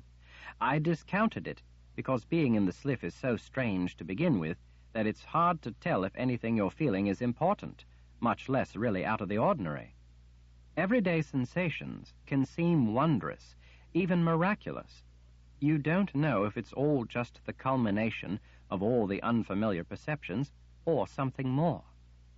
Exactly when did you have this feeling? Zed asked, suddenly acutely interested in what she had to say. All the time you were traveling, or at one specific time? No, like I said, it was after the beast attacked us. Be more specific. Think, was it when the beast attacked? Maybe when it grabbed Richard? Or when it grabbed you? Nietzsche pressed her fingertips to her temples as she squeezed her eyes shut, desperately trying to recall it accurately. No, it was after I was pulled away from Richard. Not immediately after, but shortly. What was the sequence in which these events took place? The beast attacked. We were fighting it. I tried to use my gift, but it didn't help. The beast was hurting me. Richard used his knife to cut away some of the tentacles. He saved me from being crushed. Then the beast pulled Kara away from him. Not long after that, it pulled me away from him as well. It was then, after that, not immediately after, but it was only a short time later. I know because it was when I was frantically searching for Richard that I felt the odd sensation. Nietzsche looked up at the wizard. The thing is, right after I felt that sensation, I could no longer sense the presence of the beast. I searched, trying to find Richard, but couldn't. As the sliff swept us back to the keep, the feeling swiftly faded, and I forgot all about it. What did it feel like, this sensation? Nietzsche gestured. It felt exactly the same as what is beyond that door. Zed stared at her for a long moment. What is beyond feels the same? A kind of humming flow of power? Nietzsche nodded. A charge of magic that somehow is baseless. Magic frequently seems to be free-floating, Kara said. What's so odd about that? Zed shook his head. Magic isn't something that just floats around by itself. Magic has no consciousness, but this feeling in some way mimics that kind of conscious intent. Yes, Nietzsche said. That's my sense of it. That's why it feels so odd, because magic with this kind of bearing cannot be baseless. This is domination generating its characteristic controlling fields of presence, but without the life necessary to generate it. Zed straightened. That's a very good description of what I feel. He peered suspiciously at the door. I think that if we get closer, we might be able to sense it better and find out what it is. If we can get close enough, perhaps we can analyze it. He gave them both a look. Let's be careful, shall we? The three of them huddled close in the dim hallway as the wizard carefully turned the lever and slowly pushed open the door. Nietzsche sensed no more with the door partly open than she had with it closed. Zed stuck his head inside for a moment, then pushed the door the rest of the way open. The room was dark, with only the dim light from the hall revealing shapes and shadows of what was inside. At the far wall on their left, Nietzsche could see an empty chair with a comforter folded neatly and draped over the back. Not too far from the doorway on the same side of the room sat a short, round table with a lamp that wasn't lit. Beyond the table, the bed lay empty. The rumpled sheets had been pushed off the side of the bed and puddled on the floor. Nietzsche peered around along with Zed and Kara, but she didn't see Jebra. If she was somewhere else in the room, it was too dark to spot her. With the odd sensation even stronger inside the room, Nietzsche's inner perception wasn't much help. Zed sent a flicker of his Hahn into the lamp. The wick was turned low, so the light wasn't strong enough to chase the heavy shadows from the corners, or the far side of the wardrobe on the other side of the room. Still, there was no sign of Jebra. Nietzsche, detached from her emotions and focused instead on perception governed by her Han, stepped past Zed to stand tense and still in the center of the room, listening. With her gift, she tried to open herself to the sensation of another presence lurking in the darkness, but she felt none. A faint breeze rustled the curtains. The double doors, made of small glass panes, both stood open to a small balcony. Nietzsche knew from the balcony in her own room nearby that this balcony also overlooked the dark city far below at the base of the mountain. Atop the balcony railing, a dark silhouette blotted out the moonlit countryside beyond. Behind Nietzsche, Zed turned up the wick on the oil lamp. When the light came up, Nietzsche saw that it was Jebra out on that balcony. Her back toward them, she was standing barefoot atop the fat stone railing. "Dear spirits," Kara whispered. "She's going to jump." The three of them stood frozen, fearing to do anything that might startle the woman and cause her to jump before they could reach her. She didn't seem to know yet that they were there. "Jebra," Zed said in a soft, cautious voice, "we've come to see you." If Jebra heard him, she didn't show any reaction.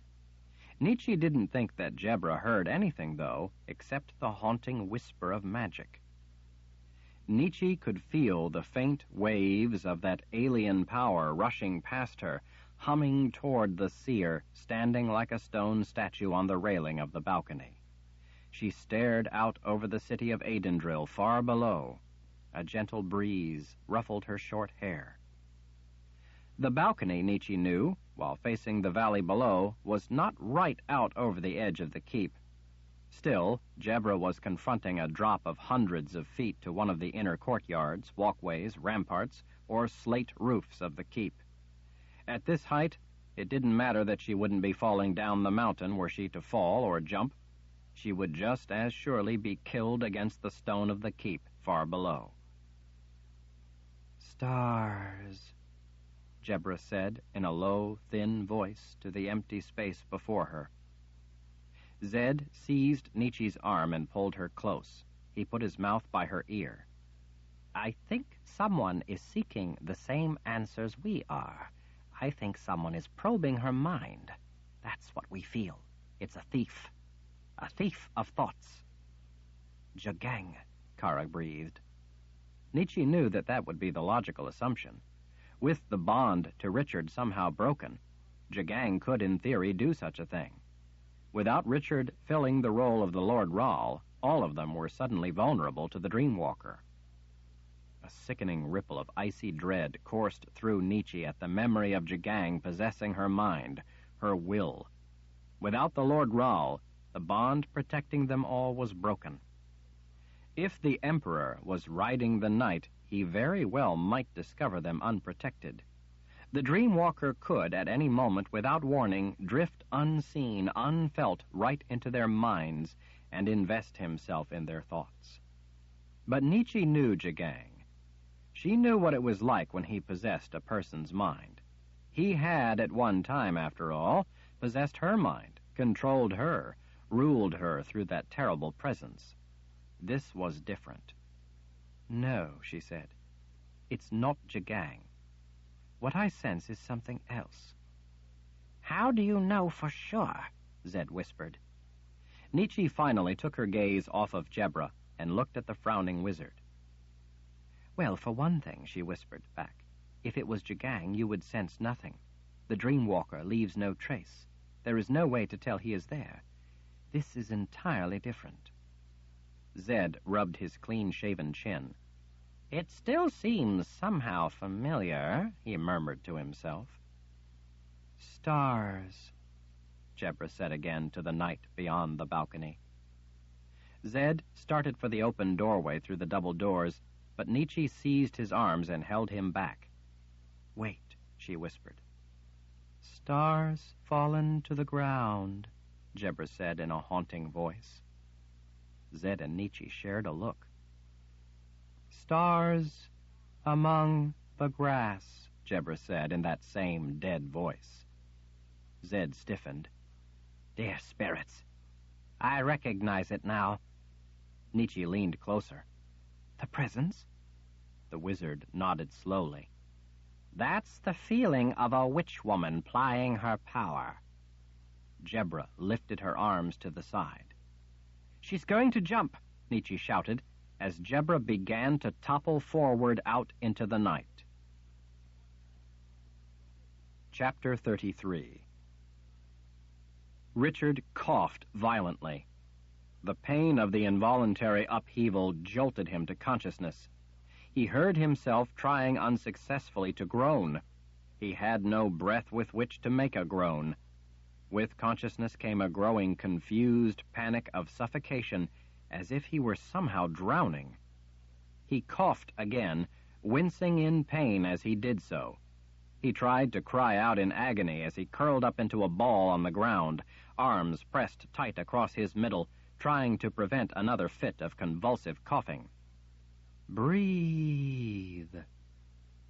Richard regarded the haunting voice that seemingly came from some netherworld place as the voice of insanity.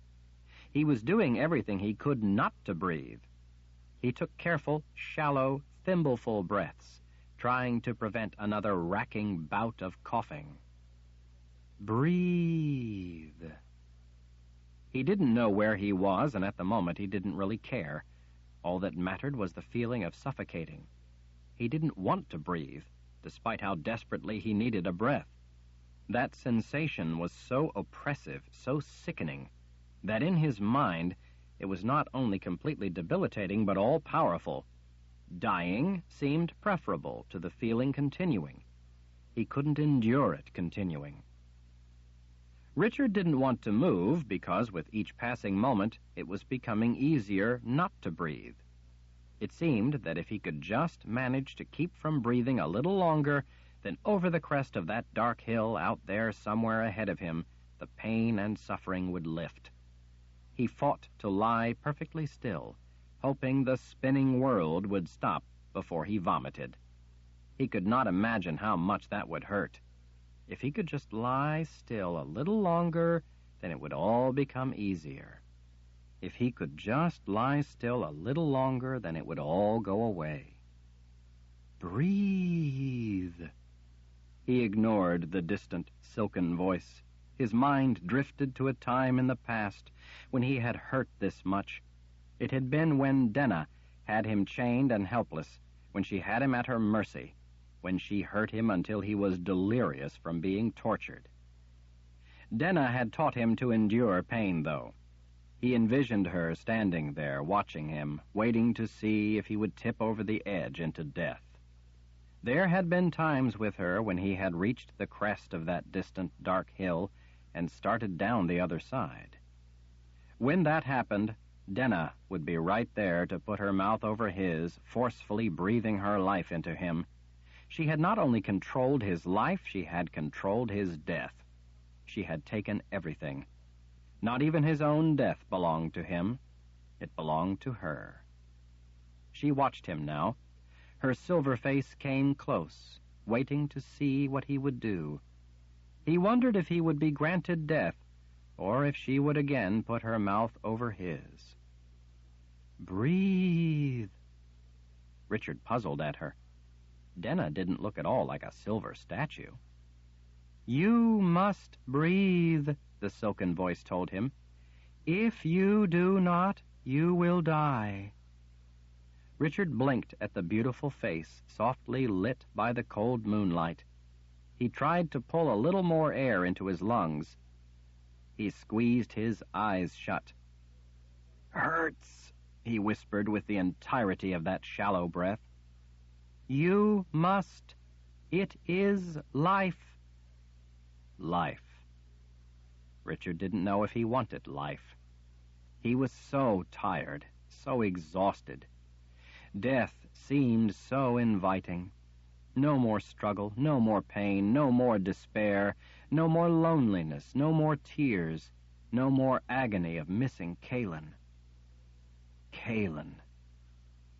Breathe. If he died, who would help her? He drew a deeper breath, forcing it past the scalding agony it pulled down into his lungs. He thought of Kahlan's smile instead of the pain. He drew another breath, deeper yet. A silver hand gently glided over the back of his shoulder as if to comfort him in his agony of struggling to hold on to life. The face looked sadly sympathetic as it watched his struggle. "Breathe."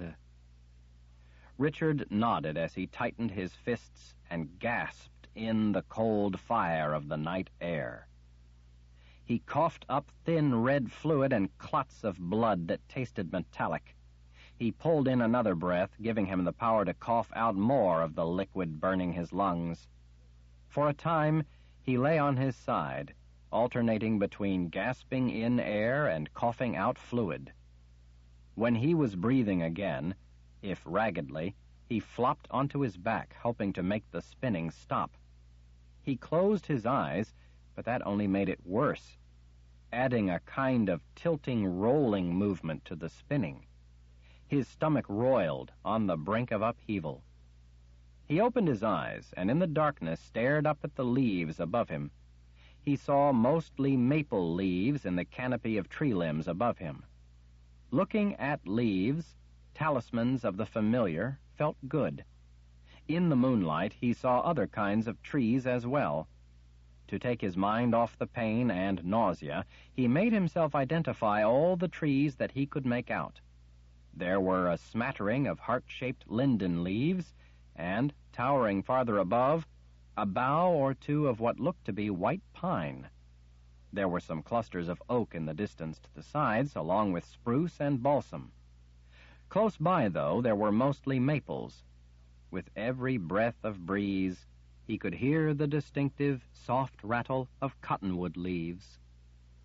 Beside the pain associated with the difficulty of breathing, Richard clearly recognized that there was something wrong within himself, something far more basic, more elemental. It wasn't an injury in the conventional sense, but he knew that there was something dreadfully wrong. He tried to identify the perception, but he couldn't pinpoint it. It was a hollow, empty, desolate feeling, unrelated to the familiar emotions of his life, things like his need to find Kahlan, or what he had done with setting the Daharan army loose on the old world. He considered the troubling things Shota had told him, but that wasn't it either. It was more a sense of a disturbing void within himself that he knew he had never felt before. That's why he had so much trouble identifying it. It was a completely unfamiliar condition. There had been something there, some sense of himself, that he realized he had never thought about, never identified as a distinct element, a discrete part of his makeup, that was now missing. Richard felt as if he was no longer himself. The story Shota had told him of Baracus and the book he had written, Secrets of a War Wizard's Power, came to mind.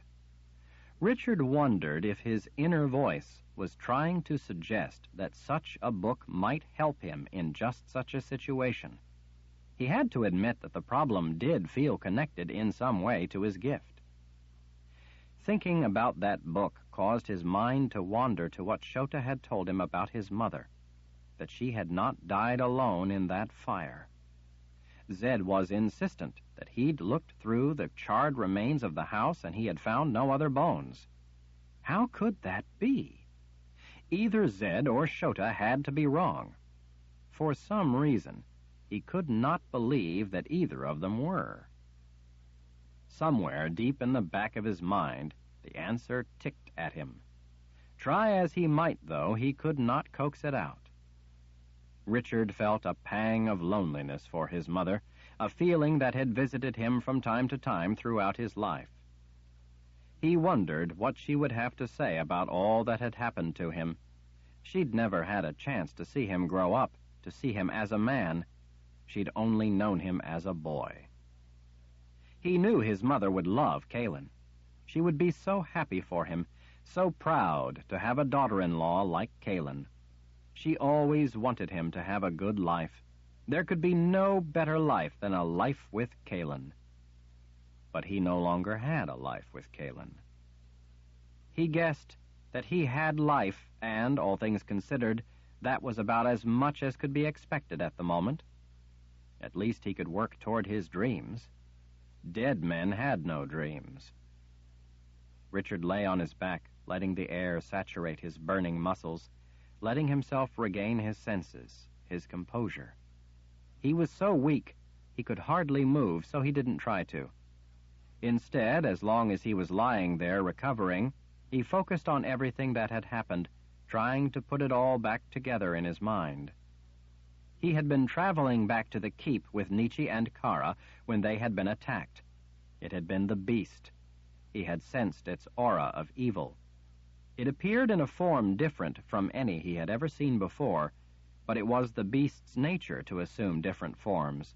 The only thing he could count on to be consistent was that the beast would continue to come after him until it killed him. He remembered fighting it. His hand went to a place on his leg where one of the tentacles had squeezed until he thought his leg would be stripped of flesh. His thigh was swollen and painful to the touch, but fortunately not torn open. He remembered slicing through some of the creature's arms. He remembered Nietzsche trying to use her power and wishing that she would stop, because it was somehow conducting right through the sliff, so that some of the power she had unleashed against the beast had ripped through him. He suspected that were it not for the substance of the sliff, Nietzsche's magic could have killed him. It certainly didn't harm the beast, at least not enough to slow it down. It, too, must have been insulated, at least to some extent, by the sliff. He remembered Kara being pulled away from him. He remembered Nietzsche likewise being violently separated from him. He remembered the beast trying to rip him apart. And he remembered managing to abruptly break free. But then something had happened that he did not understand. While he was separated from the beast, he had been jolted by an unfamiliar, painful sensation that ripped right down into the core of his being. It had been distinctly different from the pain caused by Nietzsche's power, or that of any magic he had ever felt. Magic. Once he had formed the thought, he realized that he was right. It had been magic of some sort. Even if it was the touch of a kind of conjuring completely unlike anything he had ever felt, he recognized that it had been the touch of magic. Even though he'd been free of the beast, he hadn't even known where the beast was at that particular moment. That was when everything had suddenly changed. As he'd gasped in pain from the abrupt assault of the strange charge of power, the sliff's essence again filled his lungs. That breath had brought a shock of panic. Richard remembered a similar feeling when he had been young. He'd been with several other boys diving down to the bottom of a pond in a contest to retrieve pebbles. Their afternoon of swimming and diving from branches overhanging the small but deep pond had churned up the muddy bottom. Under the murky water, while diving for pebbles, Richard lost his sense of direction. He was out of air when he bumped his head on a thick branch. Being disoriented, he thought that bumping into the low branch meant that he'd broken the surface and run into one of the low-lying limbs hanging out over the edge of the pool. He hadn't. It had been a submerged branch. Before realizing what he had really done, he breathed in some of the muddy water. He'd been close to the surface, to the shore, and to his friends. It had been a terrifying experience, but it had ended quickly, and he'd recovered soon enough, learning a lesson to have more respect for water. That memory of breathing in water as a boy, in addition to the natural unwillingness to inhale water, had made it all the more difficult to breathe in the sliff the first time. He overcame that fear, though, and it turned out to be a rapturous experience. But in the sliff, when he found himself suddenly drowning, there was no surface, no shore, no help at hand. Such a thing had never happened in the sliff before. There had been no way for him to escape, No way to get to the surface, and no one to help him. Richard looked over in the moonlight. The Sliff was close by, watching him. He realized that she was not in a well, the way he had always seen her before. They were on the ground in a sparsely wooded place. He could hear no sounds but the sound of nature. He could detect nothing but forest smells.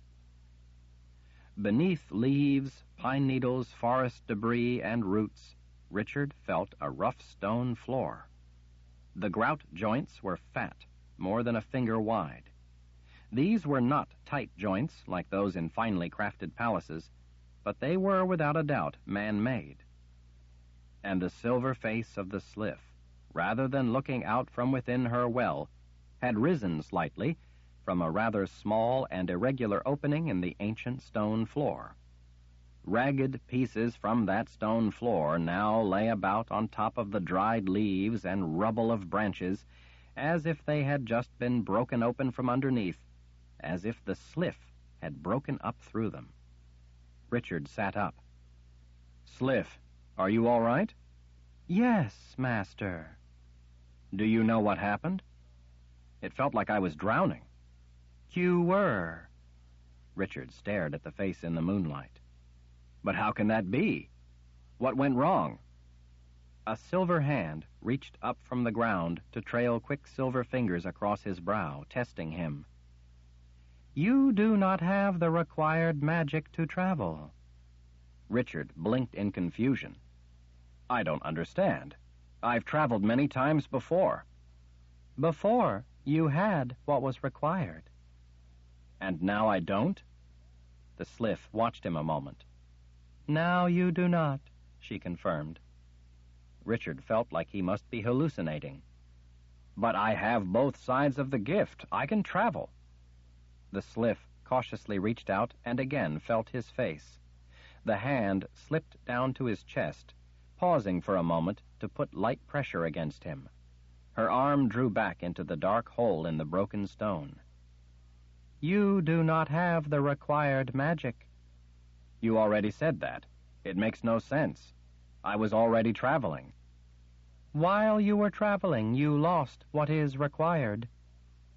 Richard's eyes widened. "You mean to say that I lost one side of the gift?" "No, I mean to say that you do not have the gift. You have no magic at all. You may not travel." Richard had to run the words through his head again to be sure he'd heard correctly. He didn't see how he could have mistaken what the Sliff had said. His mind raced through fragments of jumbled thoughts as he tried to grasp how such a thing was possible. A terrible realization came to him. Could it be that the corruption caused by the chimes might be responsible? Had that corruption finally caught up with him and undone his gift? Rotted it away without his knowing it until it had finally failed? But that would not explain the sensation he'd felt back in the Sliff, just after he'd escaped the grip of the beast and just before he'd started drowning. The sudden sensation of some dark and furtive magic reaching out when he was most vulnerable and touching him. Richard looked around but saw nothing other than the trees. They were dense enough that he couldn't see anything beyond them in the moonlight. As a guide, he hated the feeling of not knowing where he was. "Where are we, anyway? How did we get here?" "When it happened, when you lost what is needed to travel, I had to bring you here." "And where is here?" "I am sorry, but I don't know exactly." "How can you bring me here and not know where you are? You always know where you are and the places to which you can travel." "I already told you I have never been to this place before. This place is an emergency passage. I knew of it, of course, but I have never been here before. There has never been an emergency within me before. That terrible beast hurt me. I was struggling to keep all of you alive, and then there was something else that came within me. I could not stop it. Like the beast, it entered me without my permission. It violated me." That confirmed Richard's sense of events, that just after the beast lost its grip on him, something else, some kind of power, had reached out and touched him with its dominion. "I'm sorry that you were hurt, Sliff. What happened to the beast?" After this other power came into me, the beast became no more. "You mean that this other power destroyed it?" No, the power did not touch the beast. It touched only you with its full force. After it did, then you no longer had what is required to travel. After that, the beast cast around in me for a brief time and then vanished. I could no longer sustain you within me, so I had to find the nearest emergency portal. "What about Nietzsche and Kara? Were they hurt? Are they safe?" They, too, felt the pain of what happened to me, and one of them tried to use her power in me, something that is wrong to do.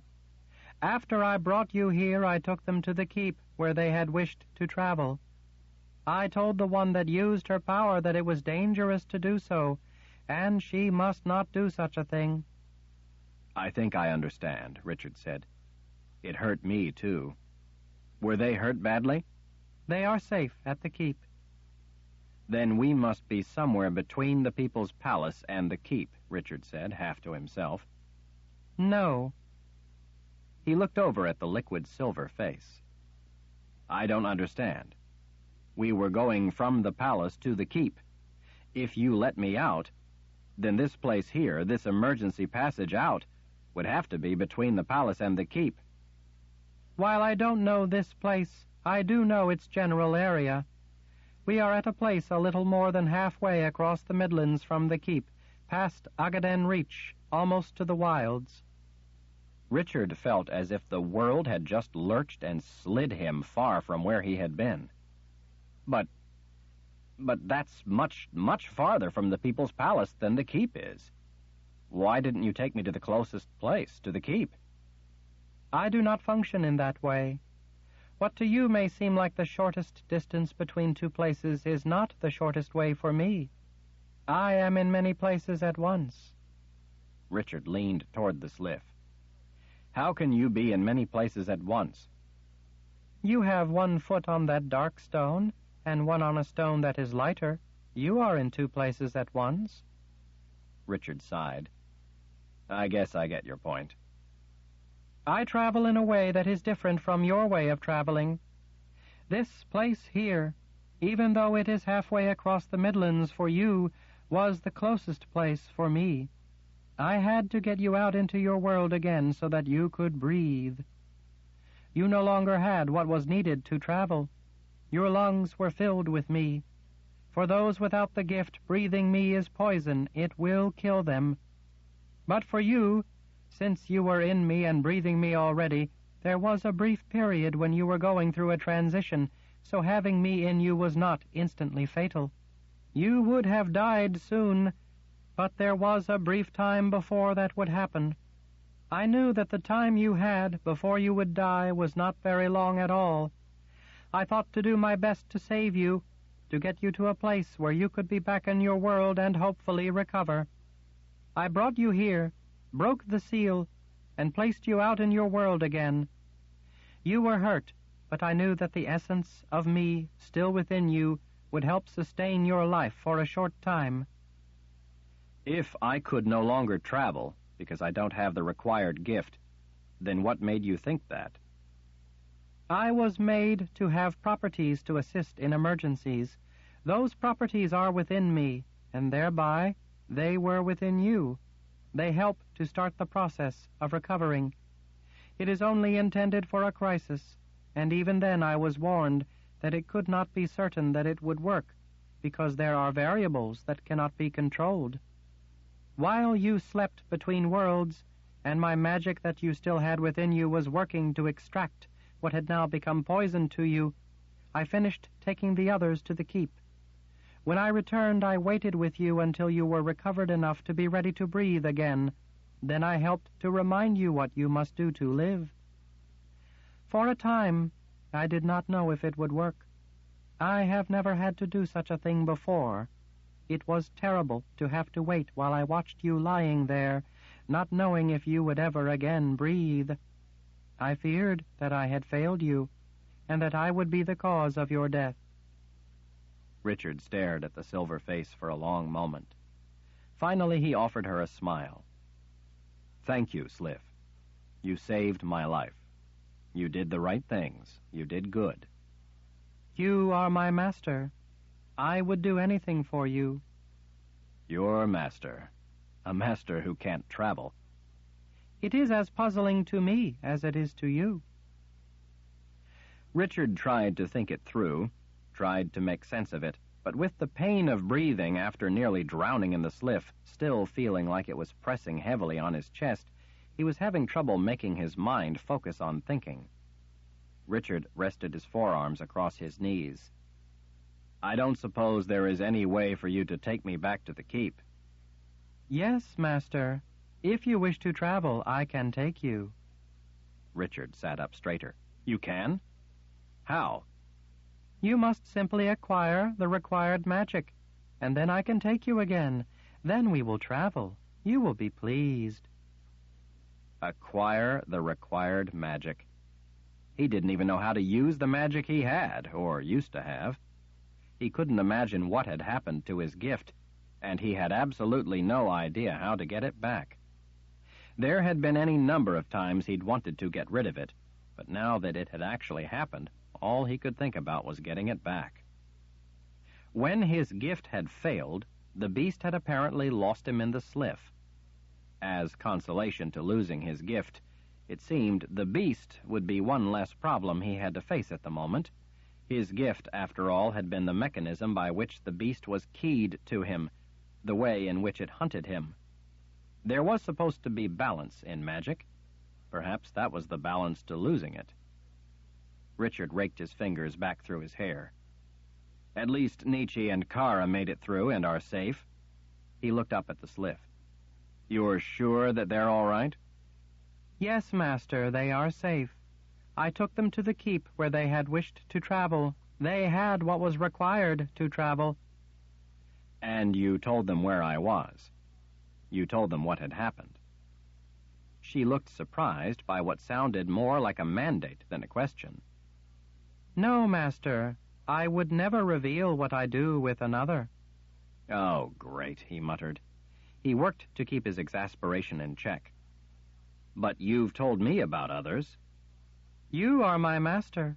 I do things with you that I would not do with anyone else." "Sliff, they are my friends. They're probably frantic with worry for me. You must tell them what they need to know."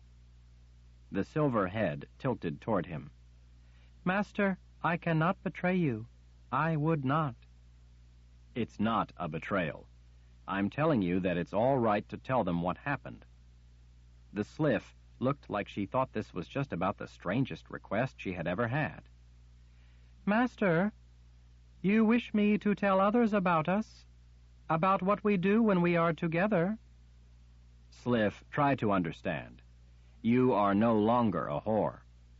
"But people use me for their pleasure." "It's not the same thing." Richard raked his fingers back through his hair, trying not to sound angry. "Listen, wizards in ancient times changed you from who you were, from what you were."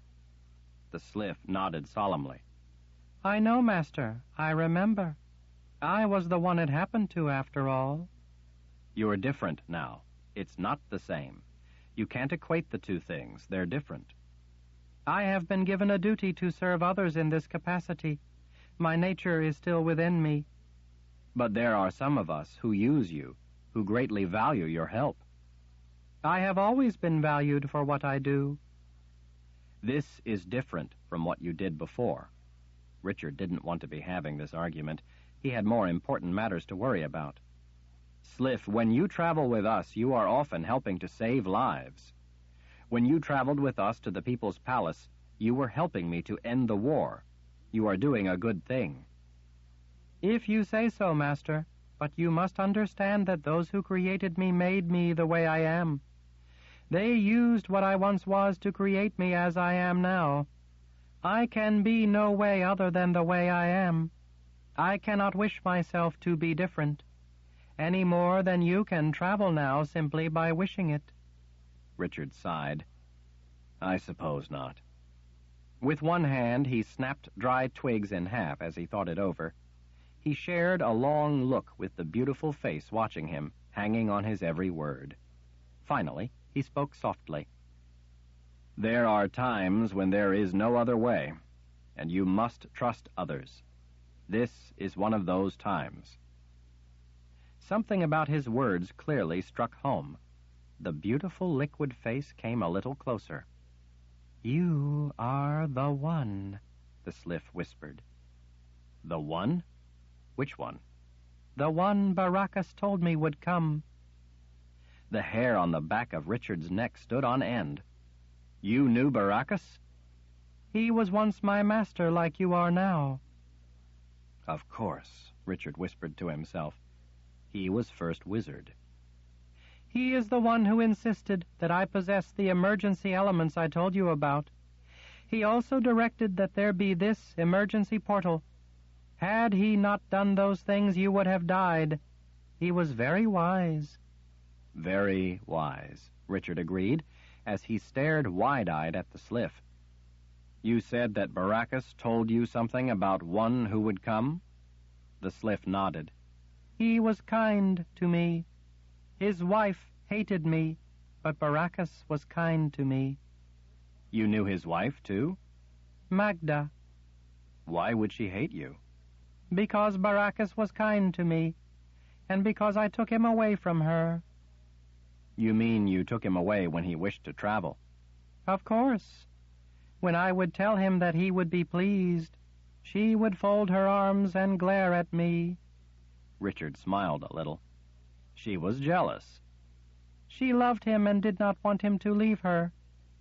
When I would return with him after we traveled, she would often be there waiting for him. He would always smile when he saw her, and she would smile in turn." "And what was it that Baracus said about me?" "He told me the same thing that you just did, that there are times when there is no other way and you must trust others. Those were his words, just as they were yours. He said that one day another master would say those exact same words, and then add exactly the same words you did. This is one of those times. He told me that if a master ever said these words, that meant that they were the right one, and I was to tell you some things." Richard could feel every hair on his arm stand on end. "You took Magda Cirrus somewhere, didn't you?" "Yes, master. After that I never saw Baracus again. But before, when he told me that someday someone would say those words, he told me to tell them his message." "He left a message?" When she nodded, he rolled his hand. "So what is it?" "I am sorry. I don't know the answers that would save you. If I did, please believe that I would give them eagerly. But I know the good in you. I believe in you. I do know that you have within you what you must to succeed. There will be times when you doubt yourself. Do not give up. Remember then that I believe in you, that I know you can accomplish what you must. You are a rare person. Believe in yourself. Know that I believe you are the one who can do it." Richard sat frozen. The words echoed around in his head. They were oddly familiar. "I've heard almost those exact words before." The Sliff glided a little closer, her features tightening. "You have?" Richard concentrated as he ran the words through his mind again, trying to recall. And then he did. It was right after Shota had told him about Baracus. Just before she left, she'd said those very words to him. There was something about those words spoken by Shota that had aroused an indistinct memory. "It was Shota, the witch woman," Richard said as he frowned in recollection. "She told me those words." The Sliff retreated. "I am sorry, master. You have failed the test."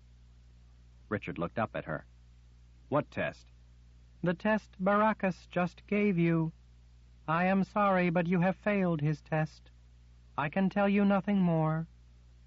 Without further word, the sliff abruptly vanished into the black hole in the stone. Richard threw himself down on his stomach, leaning down into the hole. "No, wait! Don't leave!" His own voice echoed up out of the empty black shaft. The sliff was gone. Without his gift, he had no way to call her back. Chapter 34. Nietzsche heard a soft knock at the door. Zed looked up, but he didn't stand. Kara, hands clasped behind her back, gazing out the window, looked back over her shoulder. Nietzsche, standing closest to the door, pulled it open. The small flame in the lamp on the table was not up to the task of chasing the gloom from the room, but it cast what warm light it could across the face of the tall prophet. "What's going on?" Nathan asked in his deep voice. He cast a suspicious look around at those in the room. "Rika wouldn't say much, other than that you and Kara were back, and Zed wanted to see me immediately." "That's right," Zed said. "Come in, please." Nathan glanced around the somber room as he strode in. "Where's Richard?" Nietzsche swallowed. "He didn't make it back with us." "Didn't make it back?"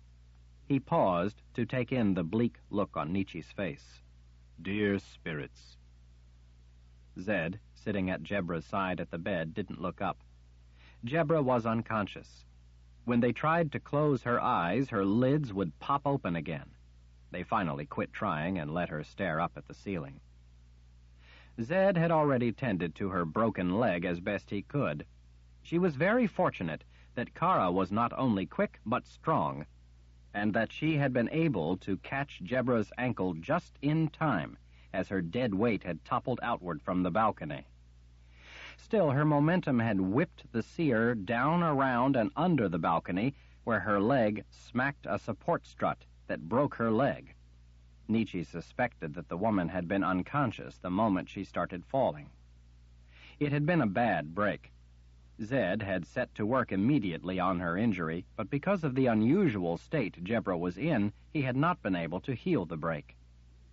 All he had been able to do was set it, splint it, and add enough of his gift to help it begin to mend. When she finally awoke, he would be able to finish the healing. If she awoke. Nietzsche had her doubts. Nietzsche knew that Jebra's broken leg was the least of the woman's problems. Despite everything they had tried, they had been unable to arouse her from her catatonic state. Zed had tried. Nietzsche had tried. She had even tried dangerous conjuring involving subtractive magic. Zed had been against it at first, but when Nietzsche confronted him with the stark nature of their choices, he grudgingly agreed. Unfortunately, even that hadn't helped. Jebra's mind was locked away from them. Whatever magic the witch woman had used on her was something they were unable to break. Whatever had been done didn't appear to Nietzsche to be intended to be reversible. If they knew its nature, perhaps they might stand a chance of breaking the spell, but they didn't know its makeup. Nathan bent and touched 2 fingers to the unconscious woman's temple. He straightened and helplessly shook his head at Zed's questioning expression. Nietzsche had never seen anything like it. Zed, on the other hand, had in the beginning rubbed his chin as he brooded. He'd muttered that there was something oddly familiar about its nature. What, he couldn't say. Despite how insistent Nietzsche had been, and despite his own desperate desire to do something, Zed was at his wits' end that he could not pinpoint why he felt that he had seen some aspect of such conjuring before. He was, after all, he had reminded them, the first wizard, and he had spent a good portion of his life studying such things. He believed that he should be able to identify what kind of web had been spun around the woman. Nietzsche knew that if Jebra had been conscious, it would have made the job a great deal easier, but Zed wasn't willing to use an excuse for his own failure to identify what the conjuring involved. Nietzsche heard a commotion out in the hallway. Nathan stuck his head out the doorway for a look. "What is it?" a voice in the distance called out. It was Anne, rushing up the hall, escorted by Rika. She finally reached the door. "What's going on?" As she came into the room, laboring to catch her breath, Nathan laid a big hand on her shoulder. "Something has happened to Richard." Strands of gray hair stuck out from the loose bun at the back of her head like a plume of ruffled feathers. Her calculating gaze swept over those in the room, assessing the degree of seriousness she saw in each of them. It was the kind of swift, lean evaluation Nietzsche associated with Anne. As the prelate of the Sisters of the Light, she had always had a commanding presence that would strike fear into just about anyone, from high-ranking sister to stable boys. Even though Nietzsche was no longer a Sister of the Light, her guard always went up whenever the former prelate came into the room. The woman's short stature in no way diminished the air of looming menace that seemed to surround her. Anne turned an intent look up at Nathan. "What happened? Is the boy hurt?" "I don't know yet," Nathan said, holding up a hand to forestall a flood of questions before they could landslide in on him. "Let the woman explain." "All we know for sure," Nietzsche said when Anne turned a hot glare on her, "is that while we were traveling in the sliff back here from the People's Palace, the beast attacked us. Kara and I tried to help Richard fight it off, then we were separated from him. As soon as that happened, I felt some kind of extrinsic magic. Next thing we knew, Kara and I were back at the keep. Richard wasn't with us. We have no idea what happened to him after he was touched by the strange power I sensed. We never saw the beast again, either. After we got back here, Jebra was attacked by a web that I could discern had been cast by the same person who cast the power that touched Richard in the sliff. Because Zed recognized its unique composition, we now know that it was power conjured by a witch-woman.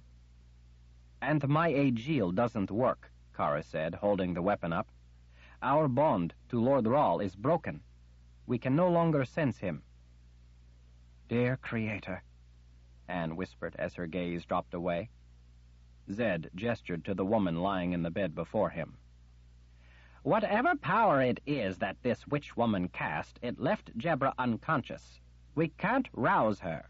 Although I know that it was a witch-woman's spell that somehow took her, I can't figure out how a witch-woman could do such a thing. Cast such webs from afar. From my experience, they not only keep to themselves, but can't accomplish things of this nature. It's beyond their ability." "Are you certain that it was a witch-woman?" Anne asked. Zed took a deep breath as he considered the question seriously. "I've had dealings with a witch-woman before. Once a cat has had its claws in you, you don't forget what it feels like. I don't know the specific person who did this, but I know the feel of this. It was a witch-woman." Nietzsche folded her arms. "I think we have a pretty good idea who the witch-woman was. 6. And don't forget, just because you recognize the signature of a witch-woman's power, that doesn't mean that the same limits necessarily apply to the individual who did this. After all, for someone to recognize your power as that of a wizard doesn't mean that they know your limits or would know your real potential." "True enough," Zed admitted with a sigh. Nathan waved off the topic of witch-women. "Did Jebra say anything else about the vision she had? Anything at all?" Zed shared a look with Nietzsche. "Well, not until this spell took her. Just before she went into this state, we heard her say, 'Stars, stars fallen to ground, stars among the grass.'" "Stars," Nathan repeated as he paced in the small room, holding an elbow with one hand and tapping the tips of the fingers of the other to his chin. He finally turned toward Zed. "I'm afraid that such a prophecy means nothing to me. It's probable that she only spoke a fragment aloud. In that case, it could easily be that there isn't enough for me to go on." Nietzsche's heart sank. She had been hoping that the prophet would be able to decipher the seer's prophecy. Anne scratched the side of her nose, searching for words. "So it is possible, then, that we—" She cleared her throat. "That we have lost Richard? That this witch woman killed him?" Kara took an aggressive step forward. "Lord Thrall is not dead."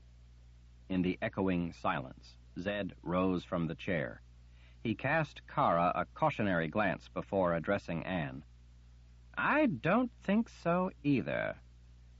Anne looked from Kara's heated expression to Zed. "I know why she doesn't believe it is so. Why don't you?" He gestured down at Jebra. "Because of this woman lying here in this bed." Anne frowned. "What do you mean?" "Well, the first vision Jebra has had in several years is about Richard."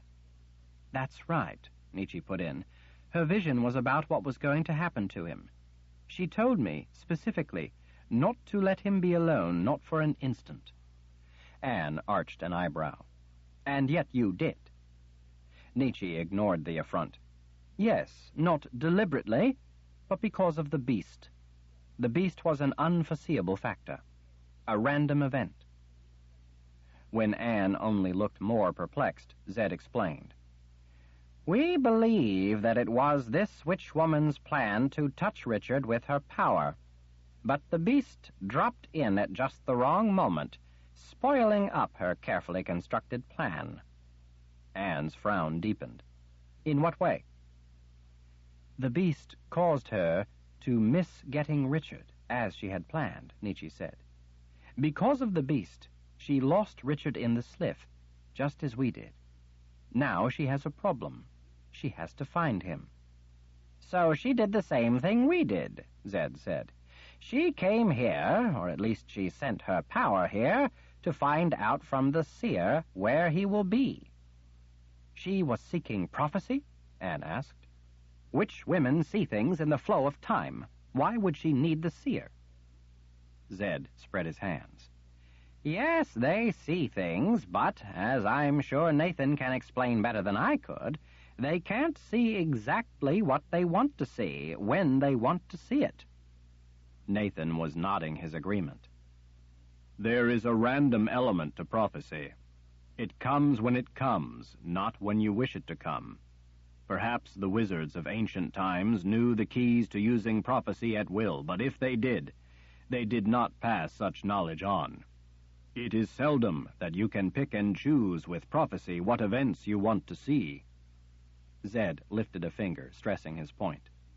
"Six probably saw, either through her ability or her conjuring having to do with the events, that Jebra had already had a vision revealing what would happen to Richard and where he would be next, so she simply stole into Jebra's mind to steal the answer." "I think that's why we can't wake Jebra," Nietzsche said. "I don't think that Six wants anyone else to be able to get the information that she already got. While Jebra spoke only a few words aloud, I would bet that Six extracted all of it, the entire vision, from Jebra's mind. I believe that Six then compelled Jebra to jump from the balcony to kill herself, so that she couldn't reveal her vision to anyone else. Failing that, the spell rendered Jebra unconscious. Like suicide, it's a whole lot easier than killing from afar, and just as good for her purpose." Nathan's brow had drawn down as he listened. He rolled a hand, as if turning over the event in his mind. "So, you think that in her prophecy, Jebra was revealing that Richard is going to find stars that have fallen to the ground? That he will be at a place with stars among the grass? Like a place where meteorites are found?" Zed clasped his hands behind his back and nodded. "It rather seems that way." Nathan stared off as he considered, nodding to himself from time to time. Anne didn't look so convinced. "So, you think that Richard is alive?" she asked. "And that this witch woman, Six, somehow spelled him?" Nietzsche gave the former prelate a single firm nod. "That's the conclusion Zed and I have reached." Anne leaned closer to her former charge.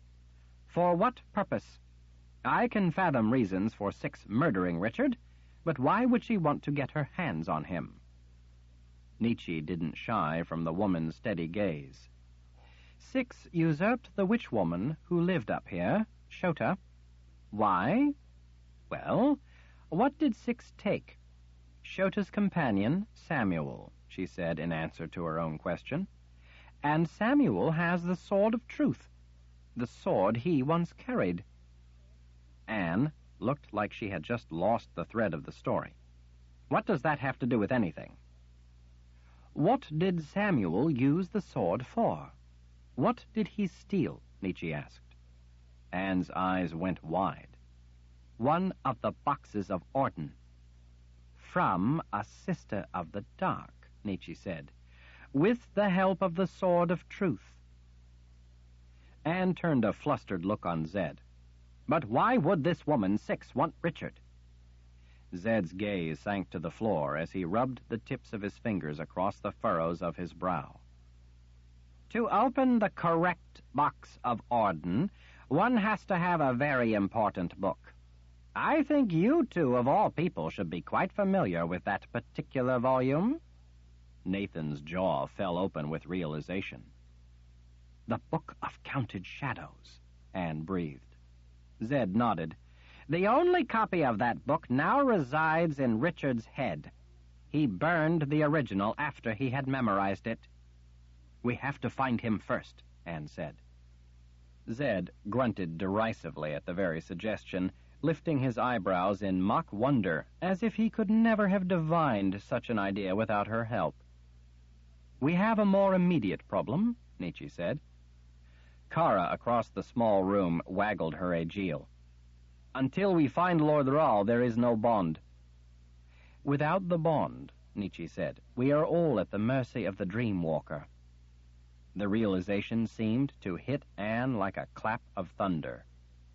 Something must be done immediately, Zed added. The threat is dire and there is little time. If we don't act, we could lose this war at any moment. What are you getting at? Nathan asked suspiciously. Zed looked up at the scowling prophet. We need you to become the Lord Rahl. We dare not risk our people being without the bond for another moment. You must then leave at once for the People's Palace. Nathan stood silently, looking grim. He was a tall man with broad shoulders. With his white hair brushing those shoulders, he cut an imposing figure. It made Nietzsche sick at heart to think of anyone else taking Richard's place as Lord Rahl. The alternative, though, was to allow the Dreamwalker to ravage their minds. She knew all too well what that was like. She knew how her bond to Richard had not merely saved her life, but shown her the joy of living. Her bond to Richard hadn't been the formal acquiescence to the rule of the Lord Rahl, as it was with the people of Dahara. Rather, it had been a deeper commitment to Richard, the man she had loved from almost the first moment she had seen the spark of life in his gray eyes. Richard had shown her not just how to live again, but how to love. She swallowed back the pain of it, of knowing that she could never have him, worse, of knowing that his heart belonged to another, belonged to someone she didn't even remember. It would be better if Nietzsche could remember this Kahlan, know that she was smart, loving, beautiful, because then she could be happy for Richard. It was hard to be happy for him when he loved a phantom. I understand, Nathan said at last in a deep voice. Anne looked like she had close to 1,000 objections, one to match each year of the prophet's age, but she managed to bottle them up under the cork of her realization of the consequences of not having a Lord Rahl. The Daharan army is not far from the palace, Nathan said. They will soon have to face Jagang's horde.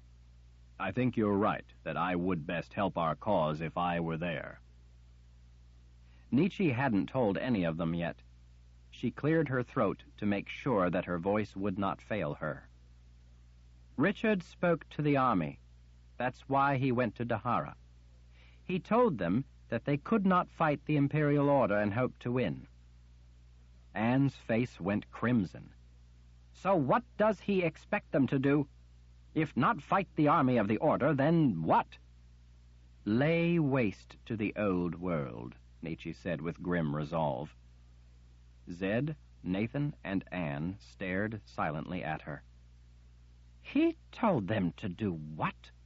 Zed asked incredulously. It's the only way, Nietzsche said. We have no hope of destroying their army.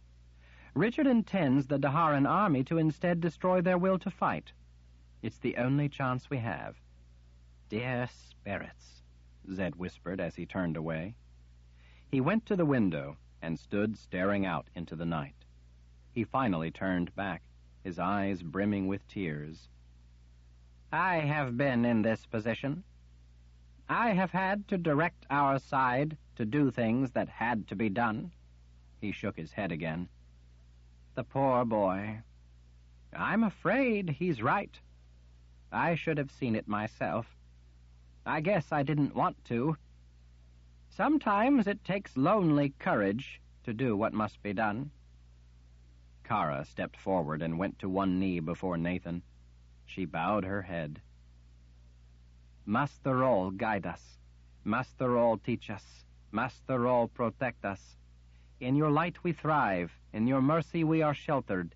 In your wisdom we are humbled. We live only to serve. Our lives are yours. Zed dropped to one knee, as did Rika. Nietzsche did the same. Finally, reluctantly, Anne followed.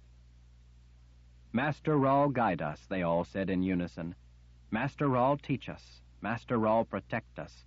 In your light we thrive. In your mercy we are sheltered. In your wisdom we are humbled. We live only to serve. Our lives are yours. Nathan stood tall and silent, hands clasped, looking down at the bowed heads, looking very much like the Lord Rawl. When they had finished the devotion, they all stood, somewhat disquieted by the unspoken significance of what they had just done, of what it meant that Richard was no longer the Lord Rawl. It is done, Kara said. She tested the feel of her slender red weapon in her fingers, gazing at it with liquid blue eyes. My Aegil is alive again. She smiled in a distant, sad way. The link of the bond is whole once more. All the Harans will recognize it, and know that we again have a Lord Rawl. Nathan let out a deep breath. At least we have that on our side. Nathan, Zed said to the prophet, you must get to Dahara at once. There are Imperial Order troops at the larger passes east of here into Dahara, still trying to find a way in the back door. I will show you some ways around them. It would be best to have a Lord Rawl, the guardian of the bond, standing with those now standing alone at the palace. What about Jagang's army? Anne asked, looking concerned after Nathan nodded his agreement. What do you think Jagang will do once he discovers that the Daharan army has evaporated right before he could close his fist around them? Zed shrugged. He will lay siege to the people's palace. Verna and some of her sisters will be there to help defend the place, but the people's palace is built in the form of a spell that amplifies the power of a Rawl and suppresses it in others. Verna and the sisters will not be able to wield the full force of their ability. Right now, Nathan is the only Rawl we have to help defend the palace and its people. That's why we need Nathan to leave at once for the palace, Nietzsche said. Tonight, Zed added. Nathan's gaze moved from Zed's eyes to Nietzsche's. I understand. I will do my best. Let us hope that Richard will one day be able to take his place back from me. At that moment, his words lifted at least a little of the weight from Nietzsche's heart. We will be working on that, Zed assured him. You can count on it, Nietzsche said. Kara pointed her Aegil at the prophet. And you had better not get any crazy notion in your head that you will be keeping the post. It belongs to Lord Rawl. Nathan arched an eyebrow. I am the Lord Rawl now. Kara made a sour face. You know what I mean. Nathan smiled a slow smile. Anne jabbed Nathan in the ribs with a finger. And don't you get any grand ideas, Lord Rawl. I'm going with you to make sure you stay out of trouble. Nathan shrugged. I guess that the Lord Rawl could use an attendant. You'll do. Chapter 35. After lying on the ancient cold stone floor in the depths of a lonely forest for what seemed like an eternity, staring down into the black abyss, not knowing what else to do, Richard finally sat back up. He had called to the Sliff until he was nearly hoarse, but there was no answer. The Sliff was gone. Richard put his elbows on his knees. As his head sank, he clasped his hands behind his neck. He felt like he had lost his way and didn't know what to do next. How many times since he'd left his Heartland woods had he felt just this way? Had he thought that he was at the end of his rope? He'd always found a way. He didn't know if this time he could. As he was growing up, Richard had never known that he had been born with the gift. He'd never known anything at all about magic. Once he discovered that he'd been born with the gift, he didn't want it. He wanted only to be rid of it, as if it was a sickness that had been passed down to him. He just wanted to be himself. But he had finally come to accept the value of his abilities and understand that they were part of who he was. They had, on many occasions, after all, helped him save not only his own life, but Kahlan's and many others along the way. His gift was a part of him, something that couldn't be separated from him any more than his heart or lungs could be taken away. Now, though, he'd somehow lost the gift. At first, when the Sliff had told him that he no longer had the magic required to travel, he'd had a hard time believing that such a thing was possible, that his gift could really be gone. He'd thought it must be a magical malfunction, an anomaly of some sort. Back when he'd wanted to be rid of it, he had inquired as to how he could shed his gift, and had learned that such a thing simply wasn't possible.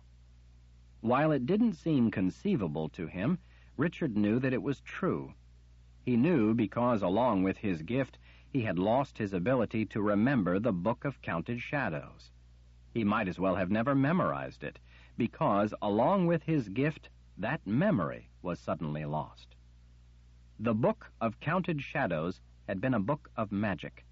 The gift was required to be able to read it, and required to remember even so much as a single word of the text. Without the gift, Richard couldn't read books of magic, or, more accurately, recall the words long enough to know that there had been anything there to read. Without the gift, books of magic appeared blank. Now his memory of the Book of Counted Shadows had gone dark. And now he had failed a test he hadn't even known he was taking. He wasn't even at all clear as to what the test had been. Somehow, though, he had failed it. He felt as if he had failed Kahlan. He couldn't imagine how those words could have been a test from Baracus. How could they possibly test him? Test him at what? He didn't know what test the Sliff could be talking about, so he had no way to figure out how he had failed it. He wished he had Zed to help him figure it out, or Nietzsche, or Nathan, someone, anyone. He stopped and asked himself how many times that night he had wished for answers, for help, for salvation to come save him.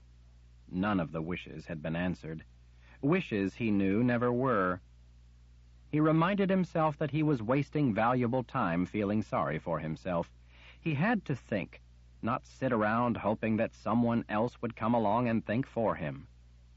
He lay back on the stone and stared up at the canopy of limbs and leaves above, and beyond them, the stars. He smiled, mocking himself, thinking that maybe a falling star would answer his wishes. He pushed aside the thought of wishes and put his mind to the task at hand. He'd run the whole thing through his mind 100 times, and it still made no sense. Baracus said, through the message left with the Sliff, that he didn't have the answers that would save Richard. Baracus believed, though, that Richard had within him what was needed to succeed. Baracus told Richard to believe in himself and wanted him to know that he believed in Richard, although he hadn't used Richard's name specifically. The message, Richard reasoned, had been meant for the one who would be born with the subtractive side of the gift that Baracus had seen to it was released from the Temple of the Winds. But Baracus didn't know that person's name, didn't know specifically who that person would be. At least, Richard didn't think he did. It made more sense that Baracus simply spoke directly, personally, without using names. The message had been clear enough without having to use the name of the person who would eventually hear it. That gave it the sound of a direct address. How could that be a test? How could Richard fail it? He sighed in frustration as he pulled a long stalk of grass growing from one of the missing mortar joints off to the side. As he considered the issue, he flattened the soft base of the stalk of grass with his front teeth. Page 364. Could it be that the Sliff somehow had been given some power by Baracus, like the power he'd given her to act in an emergency, so that she could see whether or not Richard had what it took to succeed? Could it be that this insight given the Sliff told her that Richard fell short in some way? The source. As he stared up at the stars, Richard mulled that over in his mind. He'd told the Sliff that he had heard those words before from Shota, and then, all of a sudden, the Sliff had been done with him. Could the Sliff know Shota? Maybe, in Baracus's view, Richard should not be associating with a witch woman. Maybe that was the reason Richard had failed, because he hadn't been doing things on his own by himself. He made a face. He had difficulty imagining that Baracus wouldn't want him to work with people to find answers, to solve problems. He ran over the words in his mind, as best as he could recall them anyway. I am sorry. I don't know the answers that would save you. If I did, please believe that I would give them eagerly. But I know the good in you.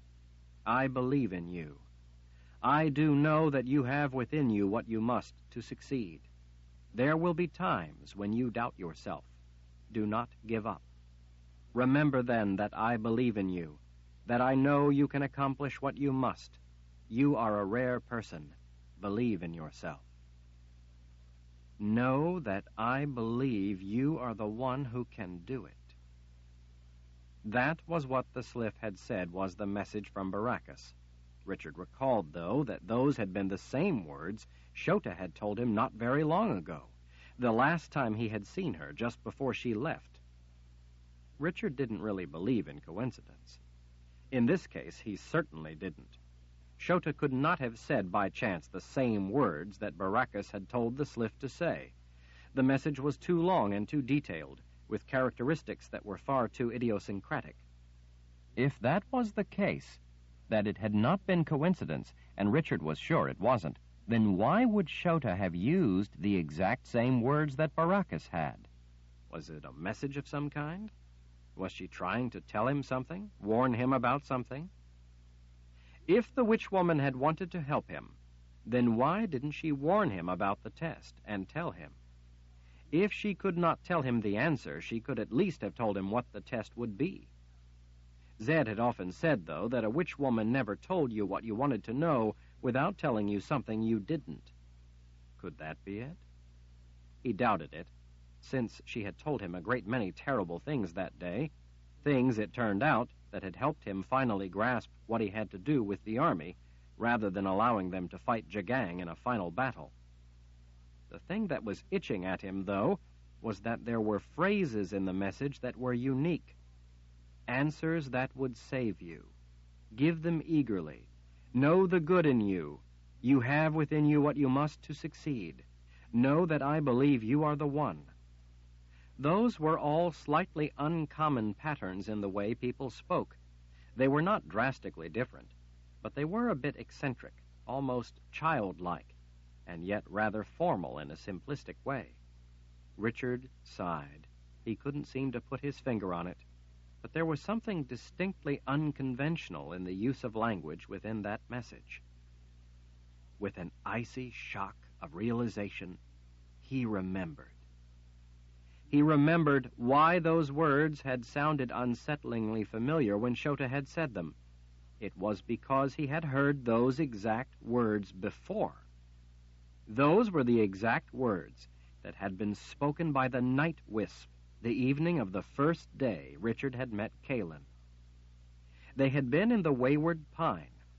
Kahlan asked if he was afraid of magic, and then, after approving of his answer, she brought out a little striped bottle that held the wisp. The night wisp, Shar, had guided Kahlan across the boundary, but by then it was dying. The wisp was unable to live away from its home place and those of its kind. It didn't have enough strength to cross the boundary again. Richard remembered Kahlan saying, "Shar has sacrificed her life to help me, because if Darkenral succeeds, all her kind, among others, will perish." The wisp had been the one who told Richard for the first time that Darkenral was after him. Shar had warned that if Richard ran, he would be caught and killed. Richard had thanked the wisp for helping Kahlan. He told Shar that his life had been made longer because she had saved him from doing something foolish that day. He told Shar that his life was better for knowing her, and thanked the wisp for helping bring her safely through the boundary. Shar had then told him that she believed in him and the rest of it, exactly as Baracus had related through the sliff. At the time, he had thought that the slightly odd speech characteristics were simply idiosyncratic of wisps, and perhaps they really were, but Baracus had used those exact words for a reason. Shota had used the same words, too, either deliberately or in innocent unawareness of their source, no doubt in order to help him by reminding him of those words from Shar. She probably didn't realize the real reason for saying those exact words, but through her ability, they were intended to make him think, to make him remember. It was probably only because of the terrible vision Richard had had of Kahlan witnessing his execution that he hadn't connected Shota's words with the same words he'd heard years before from the night wisp. That vision had simply overpowered everything else.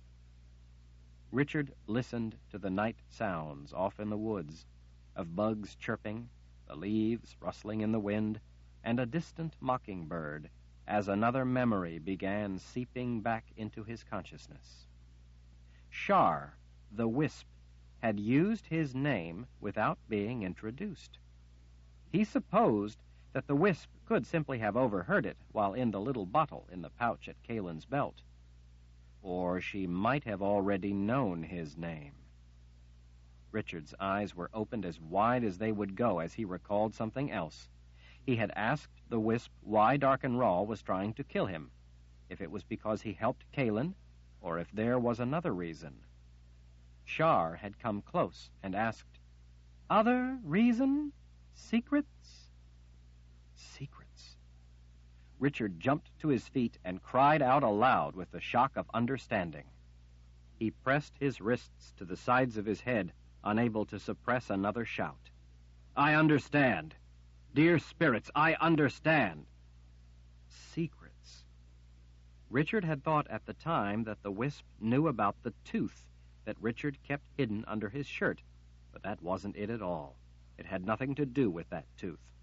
Shar was asking him something entirely different. She was offering him his first chance at recovering the secret book Baracus had left for him. But it had been too soon. Richard hadn't yet been ready. Richard had failed Baracus's test back then, too. Failed it for the first time that night with the wisp. Baracus, though, probably had no way to know when Richard would be ready. He had to have a way to test him from time to time. Shota had said that just because Baracus had seen to it that Richard had been born with the ability, that didn't mean he would do the right thing.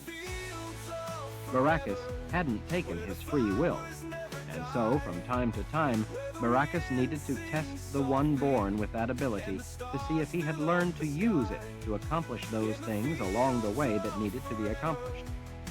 Richard wondered how many other things put in his path had been the doing of Baracus. At the moment, he had no way to know the answer to that question. He did know that when the Sliff said he failed the test, that was at least the second time he had failed it. The Sliff's test was a reserve test, a repeat test for after Richard had learned more, after he'd had a chance to know who he really was. secrets. Richard felt as if his head might explode with the power of comprehension. Every emotion he had ever had seemed to collide together, twisting his insides with the excitement and anxiety of it all. He threw himself down on the stone floor, hands gripping the edge until his knuckles were white. "Sliff, come back. I know what Baracus meant. I understand. Sliff!" Mere inches away, liquid metal rose up into the cold, silvery moonlight, forming into the flawless features of the Sliff. It was an impossibly beautiful vision, reflecting the swaying trees and his own face in flowing distortions of reality. The Sliff slowly smiled. "Do you wish to change your answer, Master?" Richard wanted to kiss the quicksilver face. "Yes." The Sliff cocked her head to one side. "What is it you wish to confide in me, Master?" "A night wisp told me that before, not just Shota." Richard gestured with the frustration of trying to get it all out at once before the Sliff could say that he had not passed the test. "Shota was second. It was a night wisp who first told me those same words, the words Baracus used. That's when I heard it first. That's what Baracus wanted me to know, that it's the night wisps." Richard half expected Silver Arms to slip around his neck and draw him closer. "Anything else, Master?" the Sliff whispered intimately. "Yes. With that message, Baracus wanted me to realize that what he left for me alone, is hidden with the night wisps." The Sliff came closer yet, still showing the gentle curve of a knowing smile. Her gaze drank him in. For the first time ever, her lips moved with her words, her voice coming in the breathy whisper of surrender. "You have passed the test, Master. I am pleased." "Now there's a first," Richard said. The Sliff laughed, a sound as clear and pleasant as the moonlight. "Do you know the place of the wisps, Master?" Richard shook his head. "No, but Kahlan told me a little about them, about their home place. Kahlan is my wife. She has traveled in you before and was pleased, but you don't remember her because she was captured by some very bad people who released a spell to make everyone forget her. Something a little like what was done to you. I'm trying to find her before those same bad people can hurt everyone. That's what this is all about. That's why Baracus left something for me, something to help me in my efforts." "I see. I am happy for you, Master." "Anyway, Kahlan told me about the place where the night wisps live. She said that it's beautiful." "So Baracus told me, too." "Kahlan said that you can't see the wisps in the daytime, only at night. I guess that's why they're called night wisps. Kahlan said they're like stars fallen from the sky. She said that it's like seeing stars among the grass." The Sliff nodded at his excitement. "I am happy that you are pleased, Master." "Can you go there? To the place of the night wisps? This place of stars fallen to the ground?" "Even if you could travel, I'm afraid not," the Sliff said. "Baracus directed that this emergency portal be built here for a reason. He did not want me to be able to go to the home place of the night wisps, because he did not want anyone to know that he went there. He did not want it to become a destination either, but rather to remain a remote and secret place of stars fallen to the ground. Baracus told me that this portal is not a great distance from the wisps, but it is the closest I can get to them.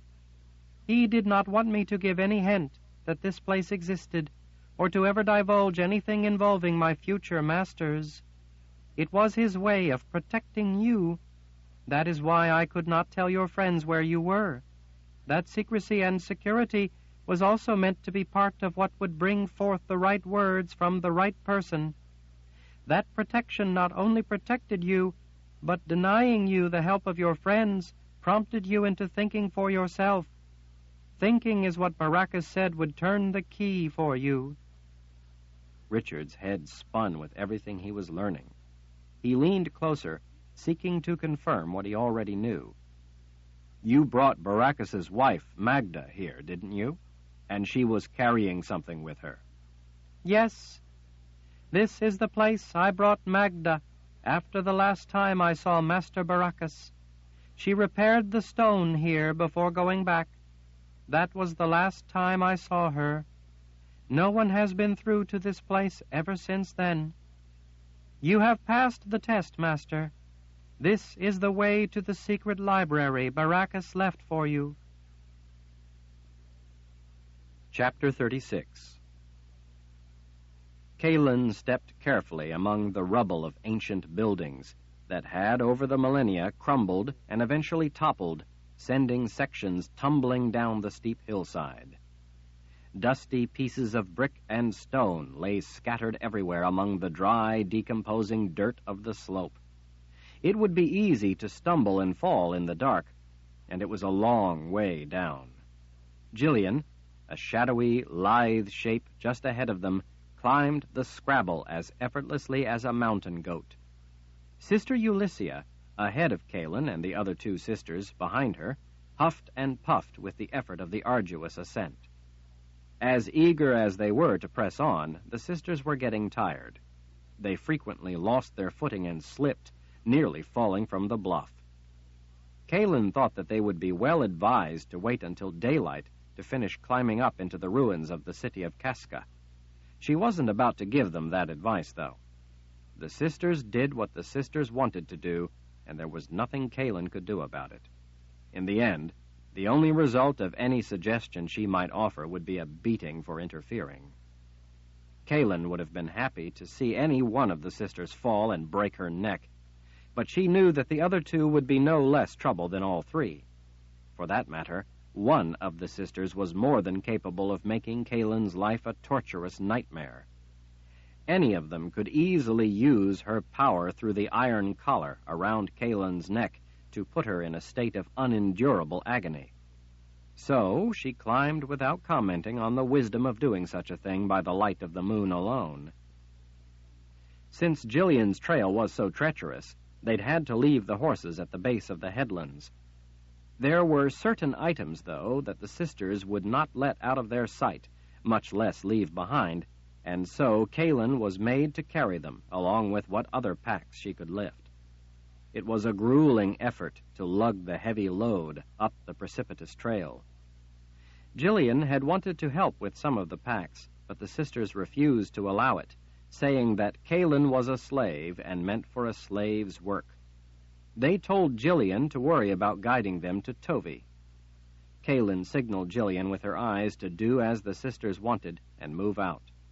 She silently reminded herself that such work would only make her stronger, while the sisters, shunning any effort, would only grow weaker. Kahlan wanted to remain strong. Someday she was going to need her strength. But it had been a long day, and that strength was flagging. At least they were nearing the end of the lengthy, headlong journey. Soon enough, the sisters would all be reunited, and then maybe they would settle in for a time, be a little less tense, a little slower to anger. While Kahlan looked forward to a respite of a day or two, she was troubled by what it would mean. The sisters had given the clear impression that this was to be the end of the journey, the end of their struggle, and the beginning of a new era. Kahlan could not imagine what that could mean, but it worried her greatly. The sisters often talked among themselves of the reward that awaited them being nearly in their grasp.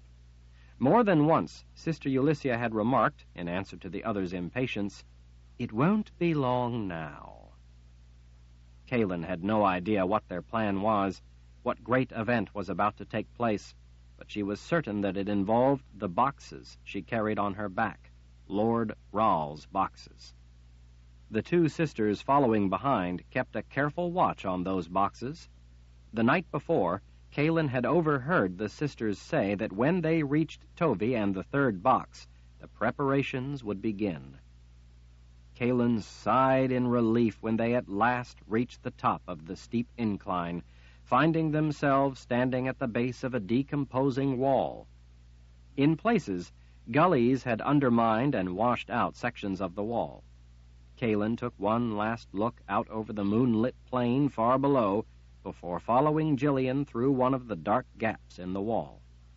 Once into the breach in under the wall still remaining overhead, Kahlan discovered that the wall was as thick as a small house. Whatever people built such a wall must have been decidedly worried about what might come to attack them. The steep trail leveled out on the other side of the wall and led them among buildings set close together. Many places near to the edge had crumbled or were leaning and about to fall. The massive wall had held much of the decaying rubble back, but in places, parts of falling buildings had gone over the top. Over time, broken bricks, blocks, and mortar had also been washed down through the gullies. They soon found themselves on a narrow street among buildings that were in better shape. The outer fringe of structures had seemed to take the brunt of the weather, and as a result were the most deteriorated. From the confinement of buildings, they made their way out into a graveyard. In the moonlight, it was a haunting sight. Statues stood here and there like phantoms among the dead. Making their way among the graves, Kahlan saw that higher up, the buildings lay like an endless carpet over the rolling landscape. In the clear sky, she spotted Jillian's raven, Loki. The girl had never pointed it out, apparently hoping the sisters would think it was just a wild bird, but when Kahlan glanced her way, Jillian would sometimes signal with her eyes to look up. Loki would do aerial tricks that would make Jillian, if the sisters were looking the other way, smile.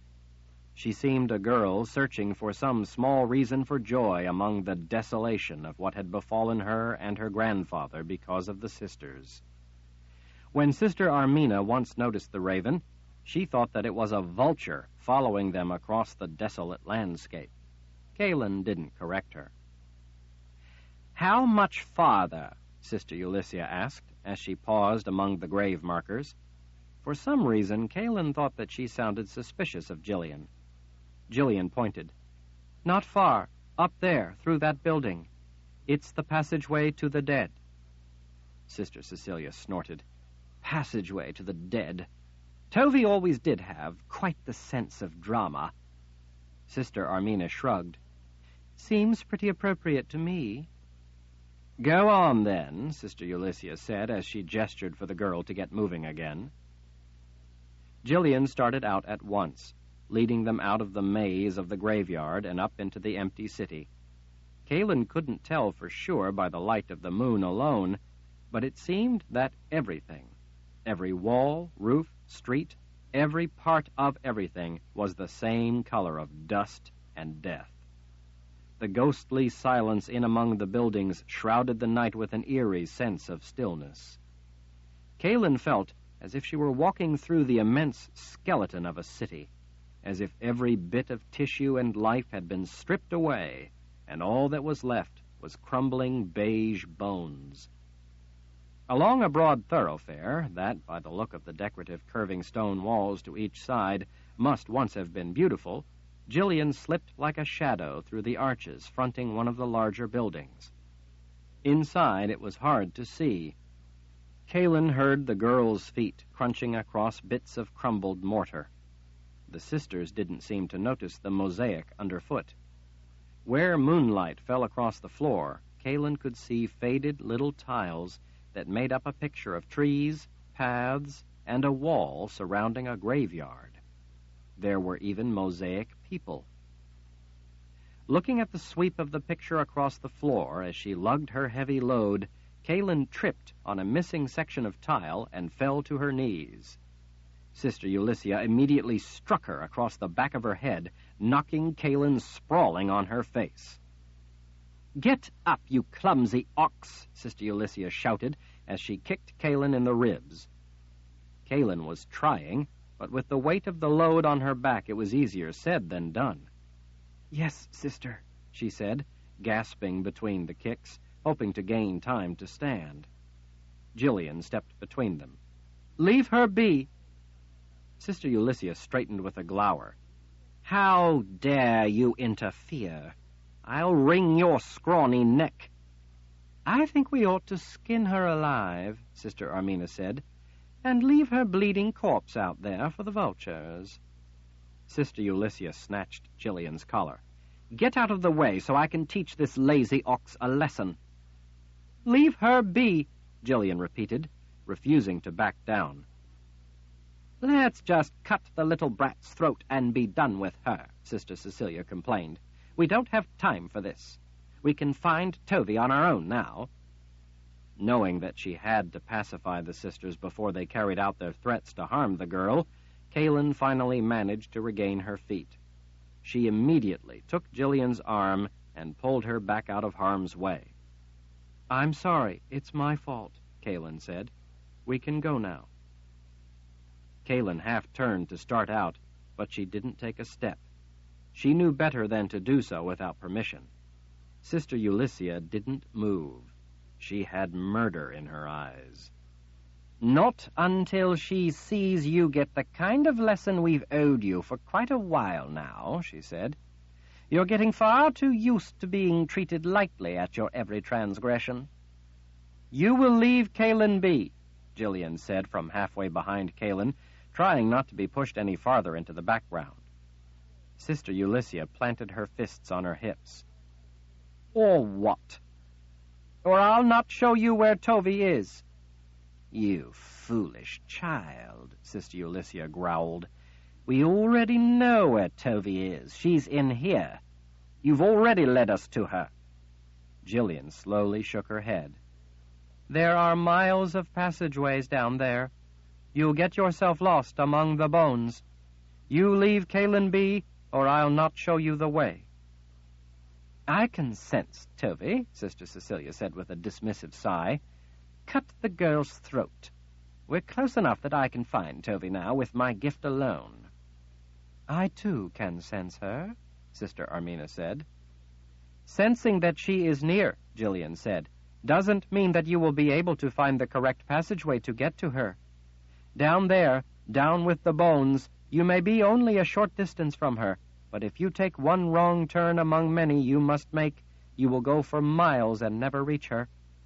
People have gone down there and died because they couldn't find their way back out." Sister Ulysses clasped her hands, considering as she peered down her nose at the girl. "We don't have time for this right now," she finally announced. "Get going," she told Jillian. She turned a meaningful look on the other two sisters. "Soon enough we will even this score, along with others." She turned back with a menacing expression that widened Jillian's eyes. "You get us to Tovey, or she's liable to get impatient and start breaking your grandfather's bones, one at a time." Jillian's face registered sudden alarm. She immediately led them into a labyrinth of passages and rooms through the back of the building. There were places where the passageways were open to the moonlight.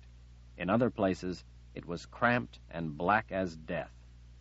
The sisters lit small flames that hovered above their palms so that they could see. Jillian looked startled to learn that the women could do such a thing. They emerged from the building into another graveyard. Without slowing, Jillian led them through the place of the dead, among hillocks covered with gnarled olive trees and rows of graves mottled with wildflowers. She finally brought them to a halt above a gravestone standing on its side beside a black hole in the ground. "Down this rat hole?" Sister Armina asked. "If you want to get to Tovey." Jillian grabbed a lantern from beside the coverstone and, after a sister lit it, started down. They all funneled into the narrow stairway, following Jillian down. The ancient stone steps were irregular, with their leading edges rounded over and worn smooth. For Kahlan, with all the weight she was carrying on her back, the descent was treacherous. The sisters held out wavering flames to help them see. At landings, they all turned with the stairs and continued ever deeper into the realm of graves. When they finally reached the bottom, the passage opened into wider corridors, that were carved from the solid but soft rock of the ground itself. All around were niches carved in the rock walls. Kahlan noticed that all those recesses held bones. "Watch your heads," Jillian said over her shoulder as she went through one of the doorways to the side. They all ducked as they went through after her and into a room with a ceiling just as low as the doorway. At intersections, Jillian took turns without any hesitation, as if she were following a trail painted on the floor. Kahlan noticed that there were a few footprints in the dust, but she also saw footprints going off down many of the different corridors. The prints were bigger than would have been made by the girl's small feet. The cramped corridor finally opened into larger chambers. They passed through seemingly endless rooms stacked with orderly piles of bones. Other narrow rooms were lined with niches stacked full of bones as if they had begun to run out of places to put all the dead. There was a series of several rooms filled only with skulls. Kahlan estimated that there had to be thousands of them. They had all been carefully fitted together into large niches, each skull facing out. Each niche was filled right up to the top. Kahlan gazed at all the hollow eyes staring back at her, watching her pass. She reminded herself that these things had once been people. They all had once been alive. Each had once been a living, breathing, thinking individual. They had once lived lives filled with fears and longings. It reminded her of how precious and brief life was. How important it was because once it was gone, for that person it was gone for good. It reminded her yet again of why she wanted her life back. With Jillian, Kahlan felt that she now had a link back to the world, to who she was. When Jillian saw and remembered her, Kahlan felt just a little more alive, as if she really was somebody, and her life had meaning. They passed through rooms with leg bones stacked in their own niches, arm bones in yet others. Long stone bins carved at the base of the side walls lined some of the rooms. These bins held smaller bones, all laid in neatly.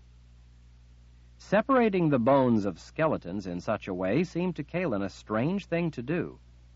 She thought that surely it would be more respectful of the dead to leave the bones of the deceased together. It was possible, she supposed, that they didn't have the luxury of space, since stacking them this way did save a great deal of space. Maybe it was simply too much work to carve a niche for just one body or one family when there were so many dead to bury. Maybe there had been a great sickness that claimed a large portion of the population, and they couldn't be burdened with such niceties.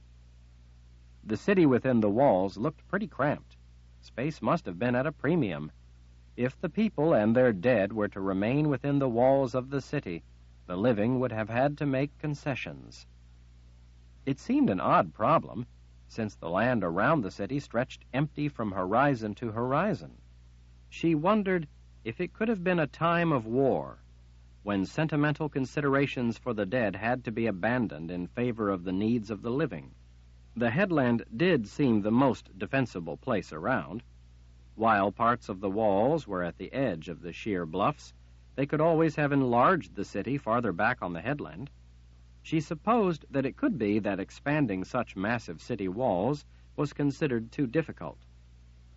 She wondered if it could be, too, that the people who had once lived here simply didn't have the same sentiment for the dead that other peoples did. After all, what real significance were there in bones? The life was gone from them. The individual they once had been was no more. It was life, after all, that really mattered. Their world had ended with their death. But the people here must have had an attachment to these bones, to the people they had been, considering how difficult it would have been to construct such an underground city for the dead.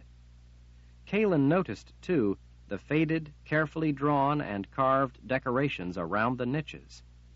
No, those alive cared. They mourned for those who had died. She wondered if, when she died, anyone would remember who she had been, or ever even known that this person, Kahlan, once had lived, had loved life. She felt an odd jealousy for all these bones. Friends and family of each set of bones down in this place had known the person they had been, grieved for them, and put these talismans of that valued individual to rest in a way that the living would remember those who had passed.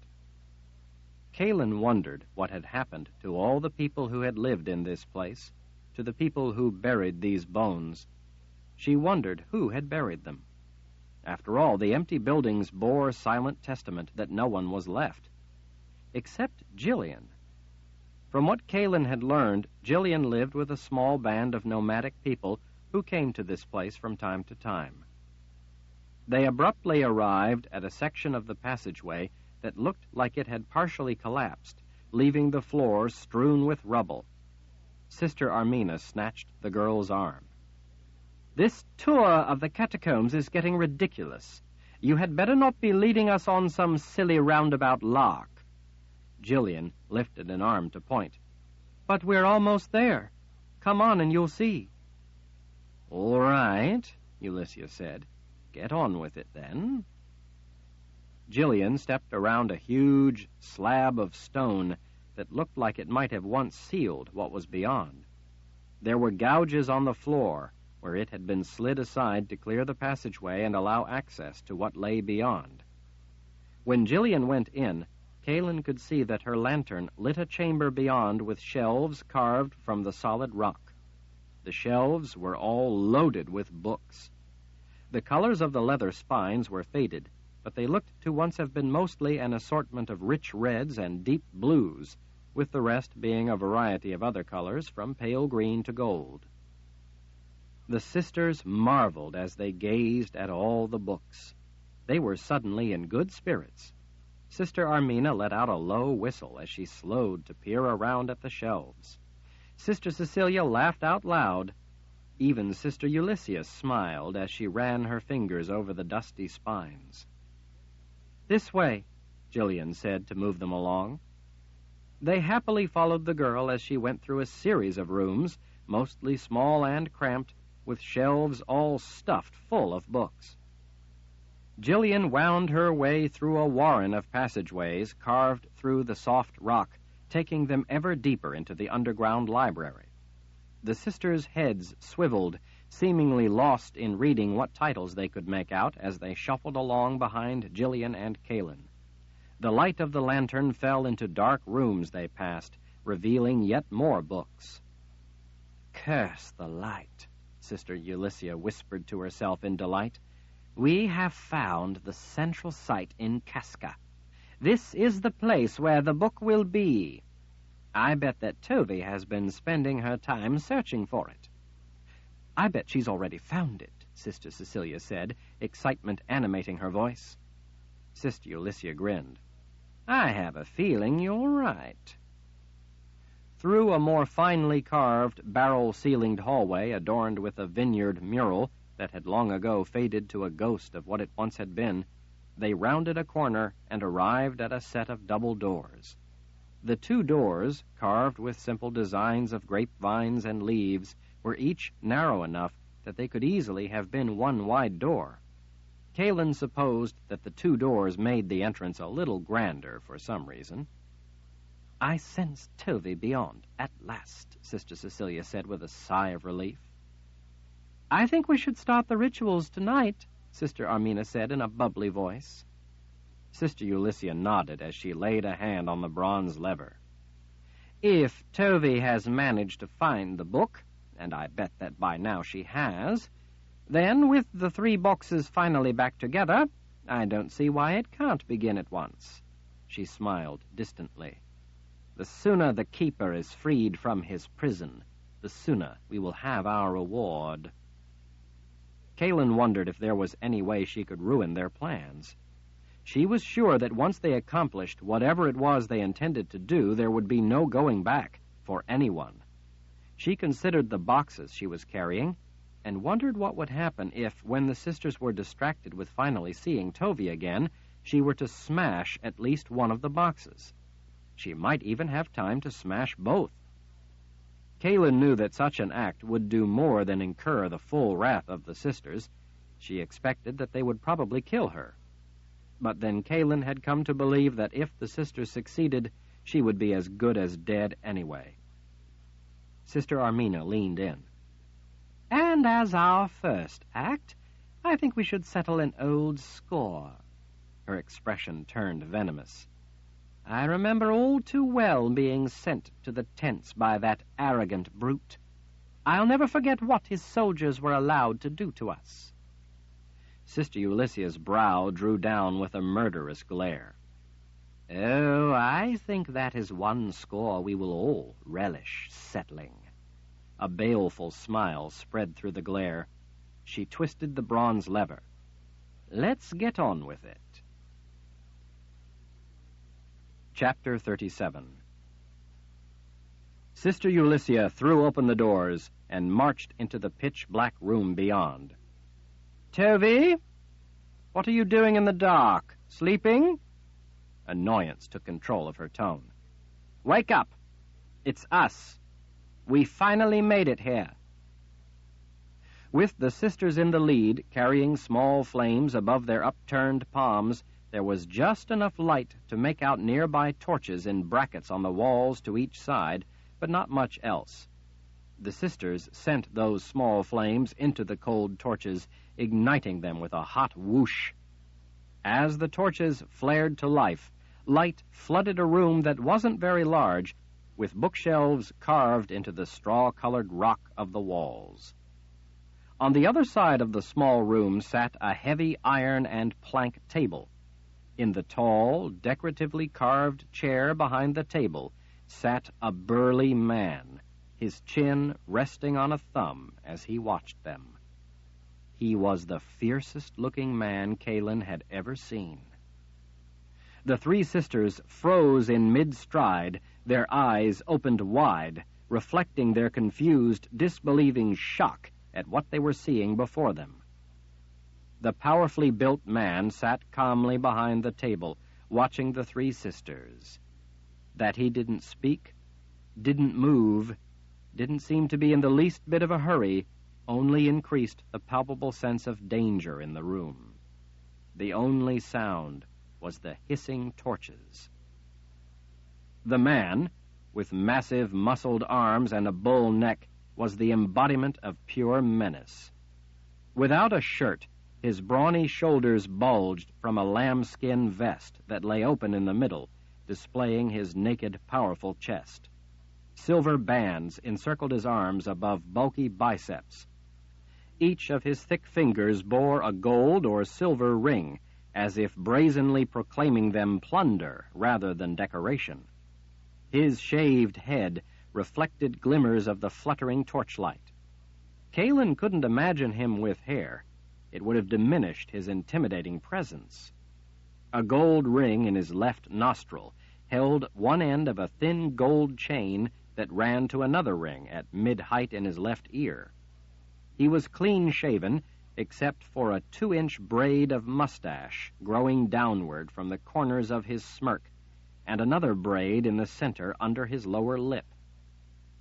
As frightening, as formidable, as remorseless as the man looked, it was his eyes that were the true nightmare.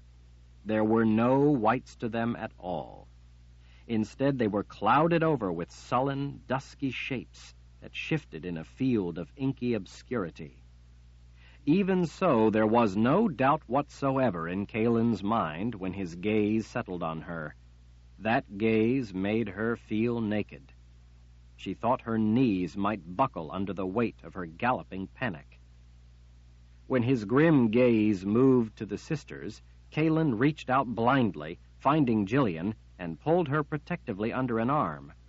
She could feel the girl trembling. Kahlan noticed, though, that Jillian didn't seem surprised to find the man in the room. Kahlan couldn't understand the sisters' silence or their inaction. By the overt look of threat presented by the man, she expected that they would have incinerated him by now, just to be on the safe side. The sisters had never before been the least bit shy about killing anyone they even suspected might be trouble. This man was clearly far more than trouble. He looked capable of crushing their skulls in his fist. The look in his eyes said that he was used to seeing such deeds done. Behind Kahlan, 2 burly men stepped out of the dark corners and closed the double doors. They, too, were fierce-looking, with wild tattoos in menacing swirls over their features. Their massive muscles were sweat-slicked and sooty, as if they never washed off the smoke of oily fires. As they stepped together before the closed doors, Kahlan could smell their sour sweat through the stench of the burning pitch. These 2 looked more than ready for any eventuality. Heavy, studded leather straps holding a variety of knives crisscrossed their chests. Axes and flanged maces hanging on their weapons belts glinted in the light of the hissing torches. Their faces were also studded with metal spikes, in their ears, eyebrows, and through the bridges of their noses. It almost appeared that they had hammered nails through parts of their faces. They, too, were shaved bald. The 2 men didn't look entirely human, much less civilized, but rather a deliberate corruption of the notion of mankind, embracing instead steel, soot, and elements of a beast. Even though they carried short swords, they didn't draw them. They didn't appear the least little bit afraid of the sisters. Emperor Jagang! Sister Ulysses' watery, weak voice trailed off in abject terror. Emperor Jagang! The shock of those 2 words jolted Kahlan down to her soul.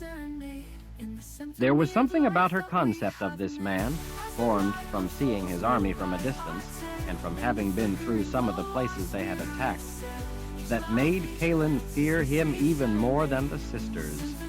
In contrast to the sisters, masculinity added an alien dimension to the nature of the threat he projected. For as far back as she could remember, they had done everything possible to stay away from Jagang, and yet here he sat, right in front of them. He looked relaxed, like a man who had everything well in hand. He appeared to have no worries. Not even Sisters of the Dark appeared to concern him. Kahlan knew that this was no accidental encounter. It had been staged. More than Kahlan's fear of Jagang, engendered by the sisters' overheard conversations and their dogged avoidance of the man, there was something else, something deeper, a dark dread, rooted in her very soul, almost like a memory beyond her reach, betrayed only by its indistinct but sinister shadow. When Kahlan stole a glance to the side, she saw that the sisters appeared frozen in place, as if they had been turned to stone. They had also gone ashen. Sister Ulysses was wearing her blue dress, chosen especially for the reunion with Tovi. It was now dusty, not only from the climb up onto the headland, but from the descent down into the interior of it. Sister Armina wore a dress with white ruffles at the wrists and at the low neckline. Under the circumstances, in a dusty grave and standing before leering brutes, the ruffles looked naively ridiculous. Sister Cecilia, older, tightly controlled, and habitually tidy with curly gray hair, now looked on the ragged rim of a leap into the refuge of madness. Jagang's sullen eyes watched the 3 sisters. He was savoring the moment, Kahlan knew, savoring their startled horror.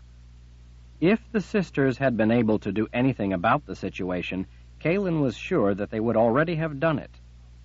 Sister Armina's tongue darted out to moisten her lips. "Excellency," she said in a small, strained voice. Kahlan thought it a pitiful attempt at a respectful greeting, conspicuously born of panic, not respect. "Excellency," Sister Cecilia added in a voice no more steady. Kahlan had on rare occasions seen the sisters cautious, even wary, but she had never seen them afraid. She had never even been able to imagine them being frightened. They had always seemed in utter and complete control. Now their habitual haughty dispositions were nowhere in evidence. All 3 sisters bowed in halting movements, like 3 puppets on strings. When she straightened, Sister Ulysses swallowed in trembling terror. As frightened as she obviously was, confused curiosity as well as the unendurable silence drove her to speak. "Excellency, what are you doing here?" Jigang's treacherous glare again melted into a smirk at the gentle, innocent, feminine tone of her question. Ulysses, He sighed heavily. You really are one monumentally stupid bitch. All 3 women went to a knee as if they had been slammed down by an invisible fist. Small, whining whimpers escaped their throats. "Please, Excellency, we meant no—" I know exactly what you meant.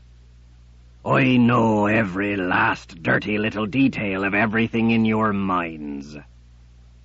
Kahlan had never seen Sister Ulysses cowed, much less so badly shaken. "Excellency, I don't understand." Of course you don't, he said with a sneer as her words dwindled away to silence. That is why you are on your knees before me, and not the other way around, which is just what you were wishing, isn't it, Armina? When his gaze slid to Sister Armina, she let out a small, startled cry. Blood oozed from her ears, running in a little red trail down the snow-white flesh of her neck. Other than her slight trembling, she didn't move. Jillian's arms clutched at Kahlan.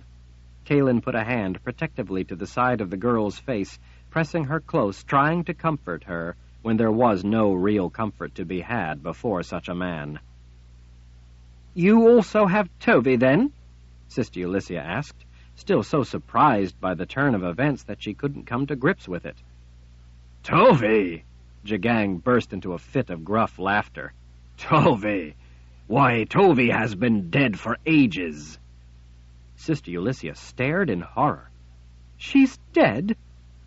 He lifted his arm with a dismissive wave. Finally sent to the afterlife by a mutual friend, a very unfaithful and traitorous friend. I imagine that the keeper of the underworld is quite angry with Tovey's failure in her service to him. You will have all of eternity to find out just how angry." His smirk returned as he glared at the woman. "But not until I am finished with you in this life." Sister Ulysses bowed her head. "Of course, Excellency." Kahlan noticed that Sister Armina had wet herself. Sister Cecilia looked like she was ready to collapse into tears or screams. "Excellency," Sister Ulysses ventured, "how could you— I mean, with our bond." "Your bond?" Jigang roared with laughter again, slapping the table. "Ah, yes, your bond to Lord Rahl, your touching loyalty to Lord Rahl that protects you from my talents as a dreamwalker." Kahlan's heart sank to hear that the sisters were in some kind of alliance with Lord Rahl. For some reason, she had thought more of the man. It hurt to find she was wrong. "We're not the ones attacking Richard Rahl," he said in a falsetto voice, clasping his hands in a mocking manner, apparently quoting some statement from Ulysses' past. "Jigang is the one going after him, seeking to destroy him, not us. We are the ones who will wield the power of Orden, and then we will grant Richard Rahl what only we will have the power to grant. That is enough to preserve our bond and protect us from the Dreamwalker." He lost the effeminate pretense. "Your loyalty and devotion to Lord Rahl is touching." His fist slammed down on the table. His face went red with rage. "Do you stupid bitches actually believe that such a bond to Lord Rahl as you dreamed up would hold you free of harm?" Kahlan remembered the sisters talking about the same thing, and she hadn't been able to understand it back then either. Why would Richard Rahl have anything to do with these evil women, much less enter into a pact with them? Could such a thing really be true? Could it be that he was really no better than they? One thing about it all didn't seem to make any sense, though. If they were sworn to him, then why would they steal the boxes from his palace? But the bond's magic. Sister Ulyssea's voice trailed off into silence. Jagang stood, a move that made the three gasp and tremble all the more. Kahlan was sure that, had they been able to, they would have backed up at least a step and likely more. He shook his head, as if he could not believe that they could be so ignorant as not to understand. Ulyssia, I was there in your mind watching the whole sorry event. I was there the day, years ago, that you proposed the scheme to Richard Rall. I have to tell you, I didn't really believe that you were serious. I had difficulty believing that you could be so stupid as to believe that you could strike such a bargain to gain your freedom from me. But it should have worked. No, there is no way such a thing could work. It was nothing more than an irrational idea. You wanted to believe it was true, so you did. You were in our minds that day? Sister Cecilia asked. Why would you allow us to believe we had succeeded? His inky gaze fixed on her. Don't you remember what I told you all in the very beginning, on the first day you stood before me? Control, I told you, is more important than killing. I told you then that I could have killed you 6, but what good would you be to me then? As long as you're under my dominion, you're no threat to me, and of use in oh so many ways.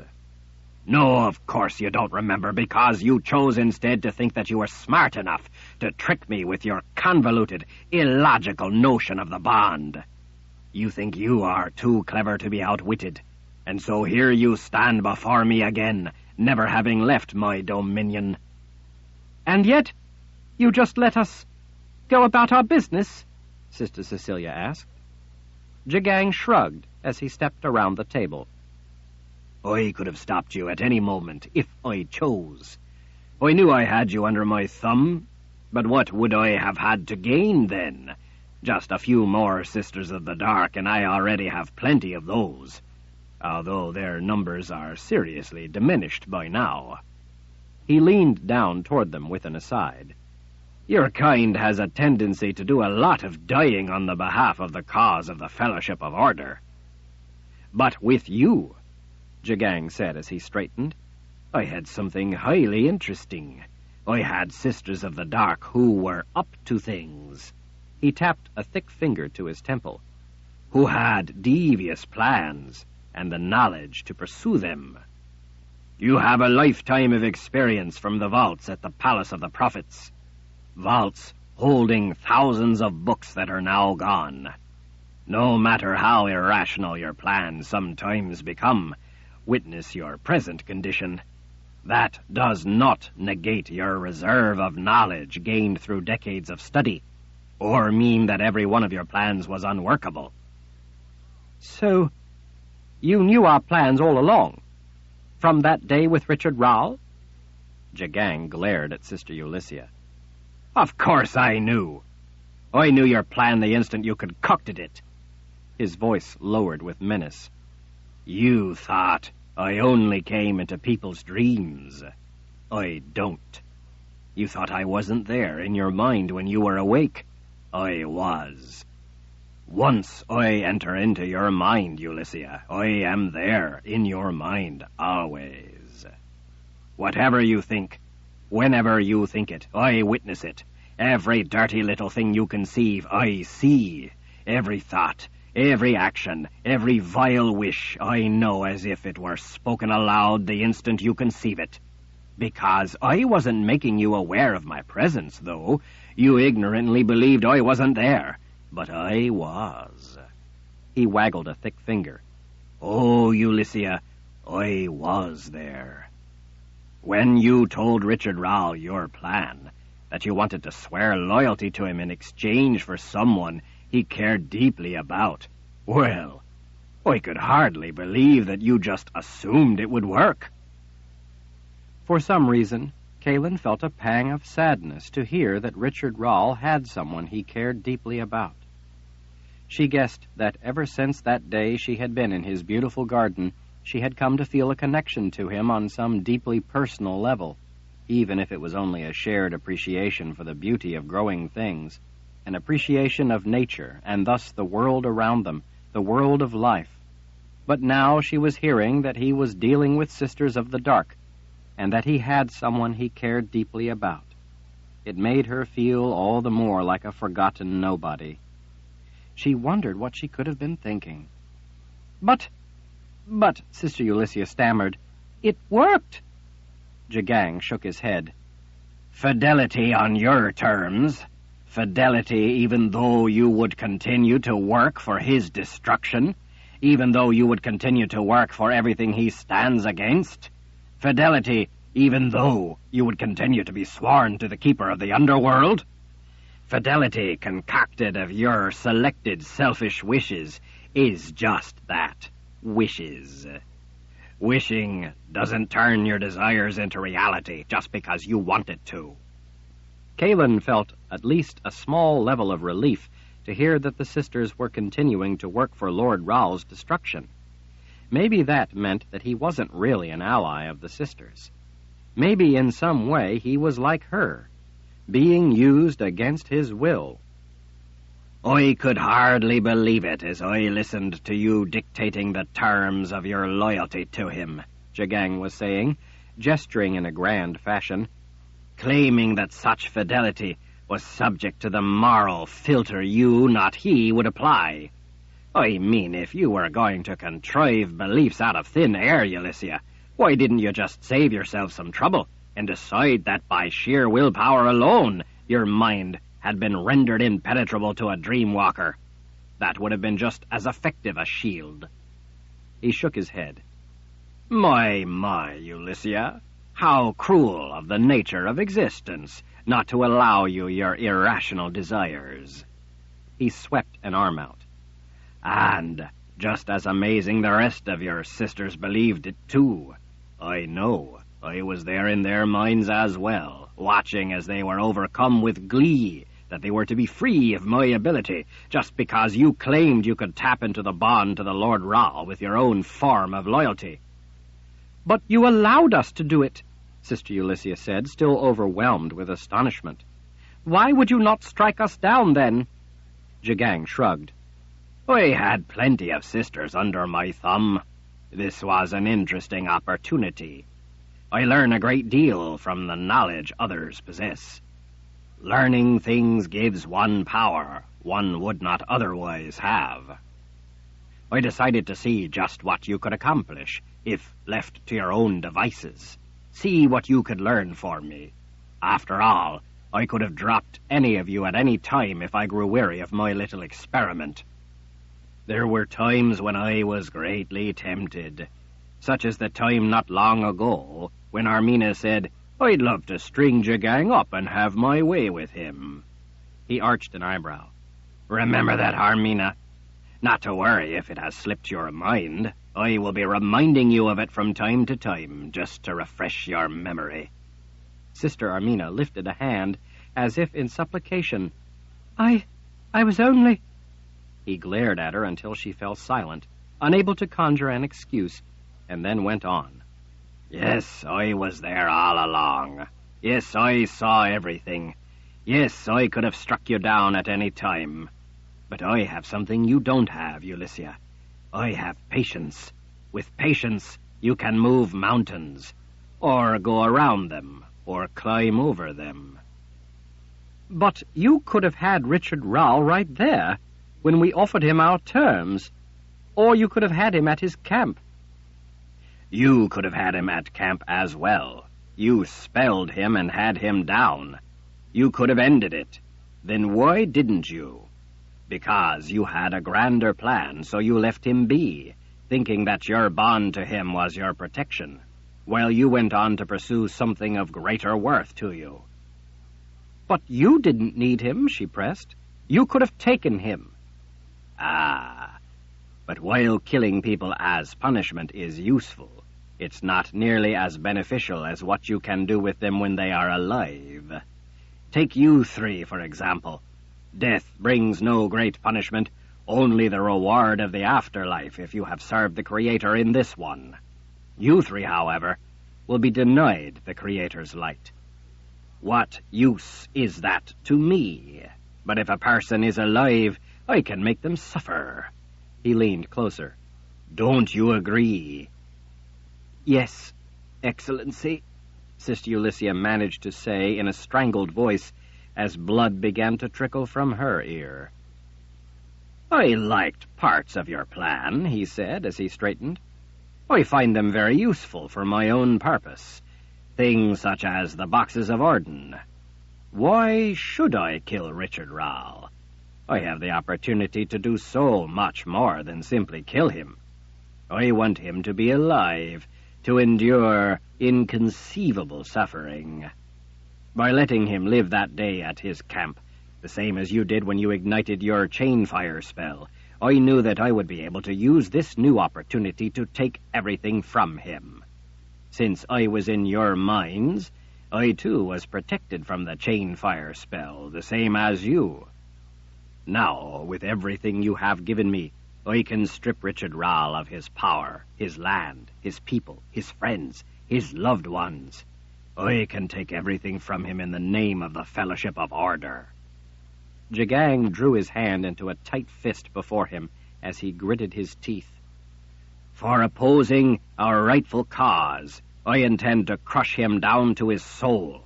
And then, when I have wrung everything out of him, given him every kind of pain there is in this world, I will extinguish the flame of that soul. And you have made it all possible. Sister Ulyssia nodded tearfully at all that was lost to her. She seemed resigned to her new duty. Excellency, we can accomplish none of it without the book we came here for. Jagang lifted a volume off the table and held it up for them to see. The Book of Counted Shadows, the book you came here to find. I thought to search for it while I waited for you to complete your journey here. He tossed the book back on the table. An exceedingly rare book. This, of course, is one of the few copies that were never supposed to be made, and so it was hidden in this place. Of course, I was there in your mind when you found all of this out. You even brought me the means of verification. His unsettling gaze moved to Kahlan. And you have a collar around her neck by which I can control her. He turned a condescending smile on Sister Ulyssia. You see? Since I'm in your mind, I have but to command it, and through you, I control her every move, just as easily as you do.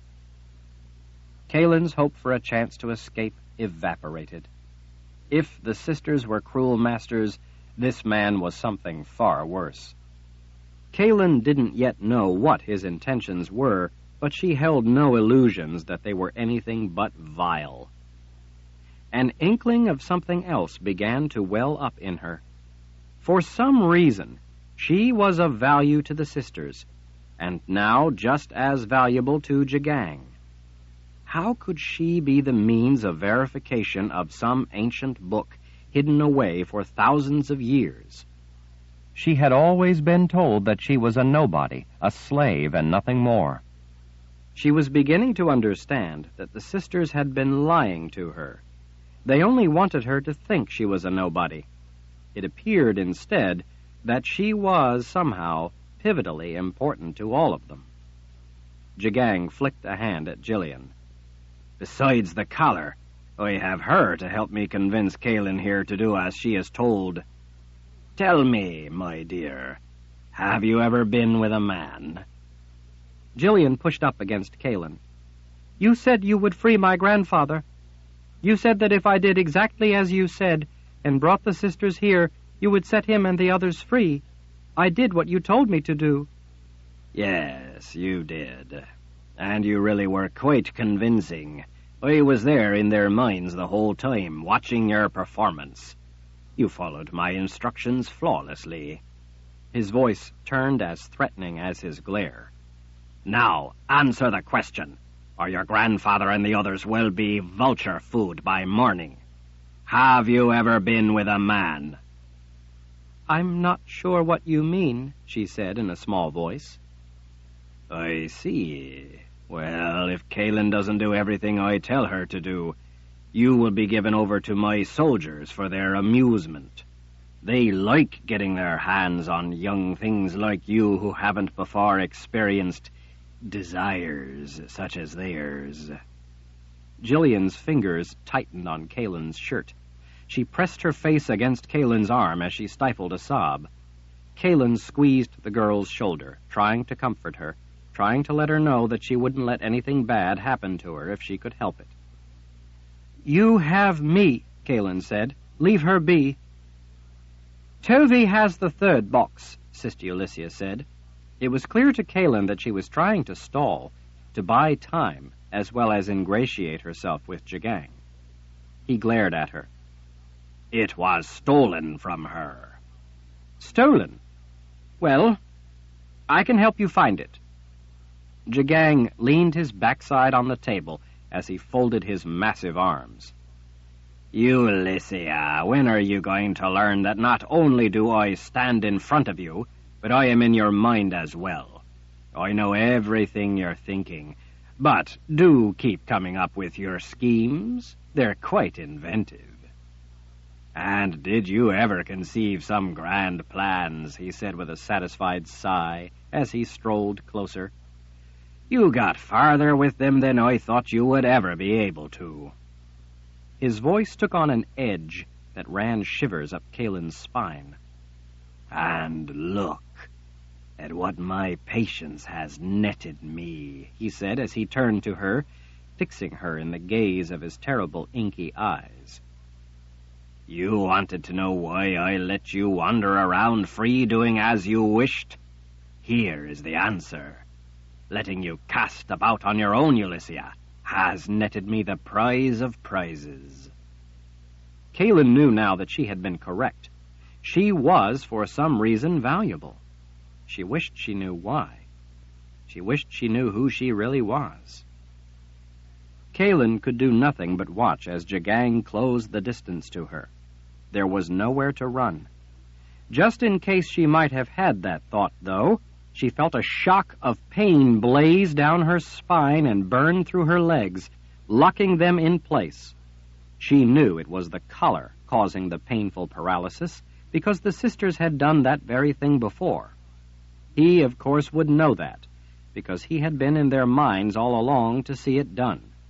She could see in his merciless expression that, this time, he was the cause of the pain. Jagang reached out and ran his thick fingers through Kahlan's hair.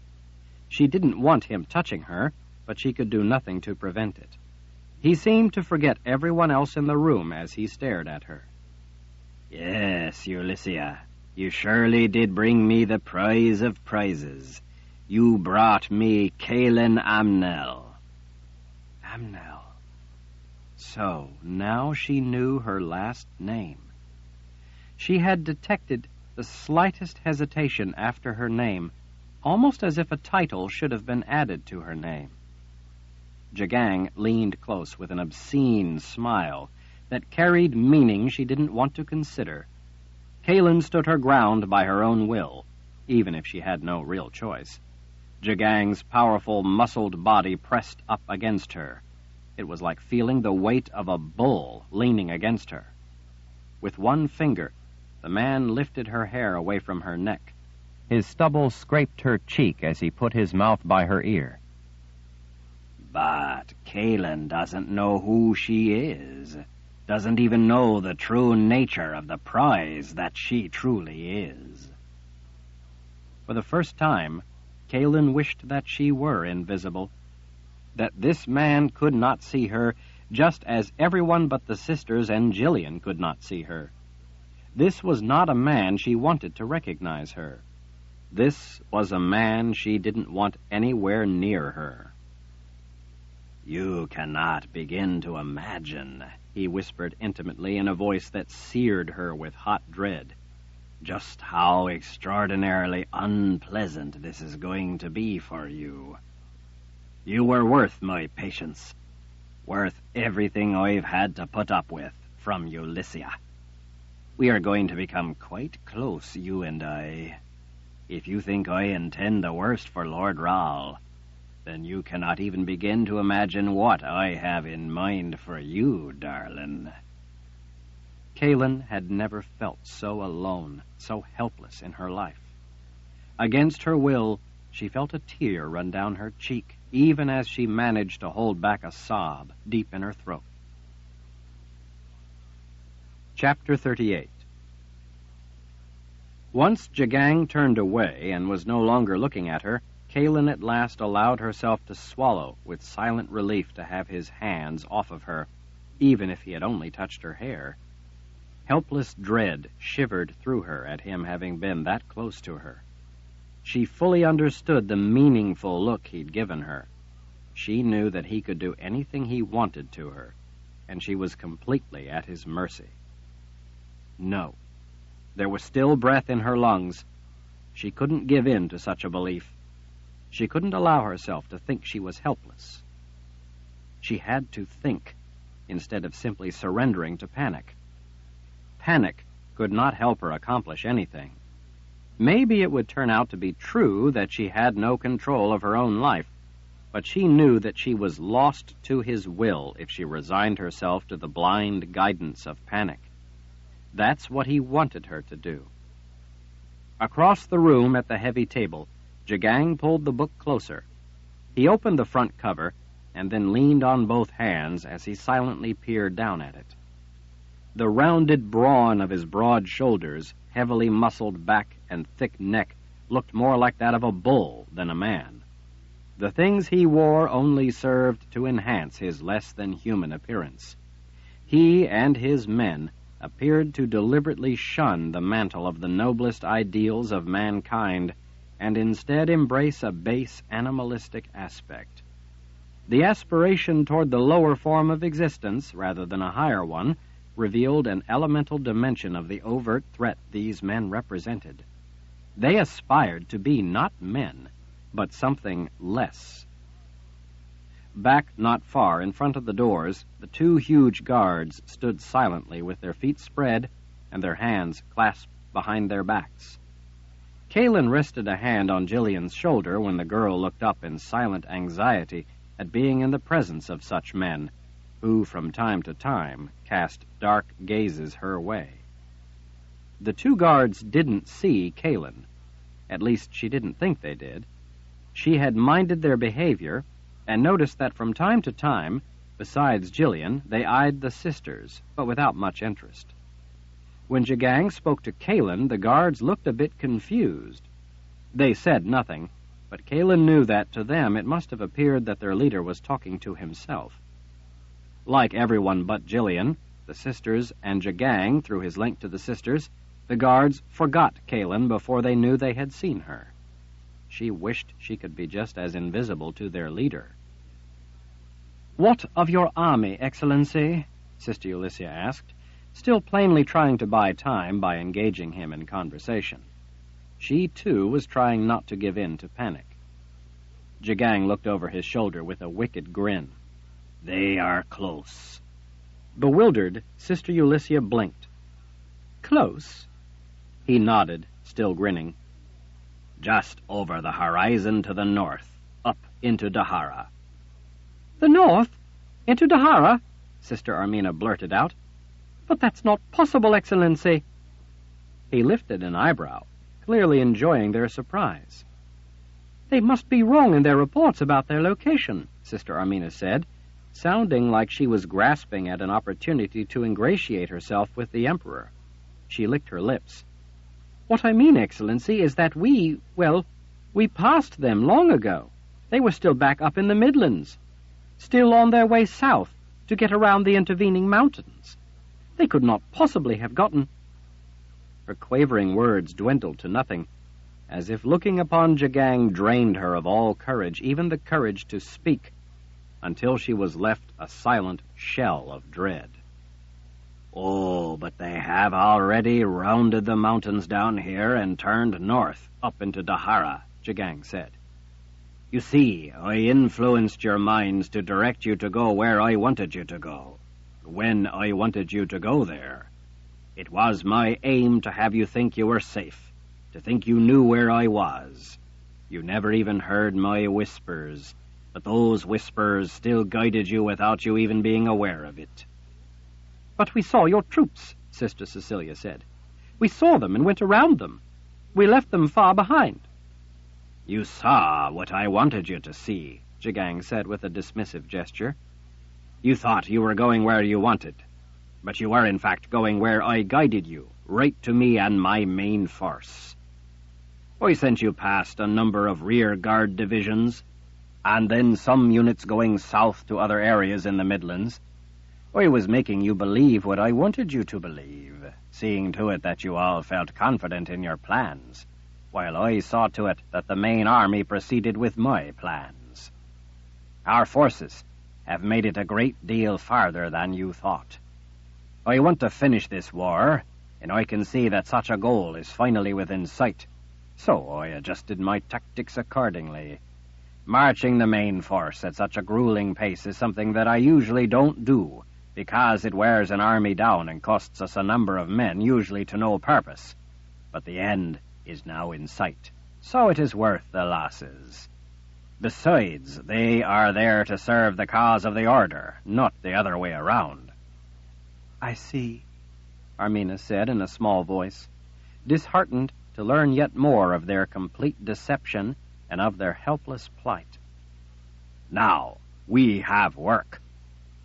The three sisters suddenly sprang forward, as if yanked closer by invisible leashes around their necks. Yes, Excellency, they all said as one. Apparently, Jigang had growled a silent order that only they could hear, probably just to remind them that he was there in their minds. It occurred to Kahlan that he could control her by the collar around her neck, through his control of the minds of the sisters, but it didn't appear that he was able to control her directly. Besides merely having some basic hatred for her, he also seemed to be trying to paralyze her with fear as one aspect of controlling her behavior by stopping her from thinking, in addition to using the collar and the sisters. It would seem that while he was somehow within the minds of the sisters, he was not in Kahlan's mind. Of course, she couldn't be sure of that. After all, the sisters had been deluded into thinking the same thing, that the Dreamwalker was not there in their minds, watching their every thought. So, while she had to assume that it was a possibility, she just didn't think it was true that he was in her mind as well. There was more to it, though. He was treating her in a different way than he treated the sisters. They were treacherous captives. Kahlan was a prize.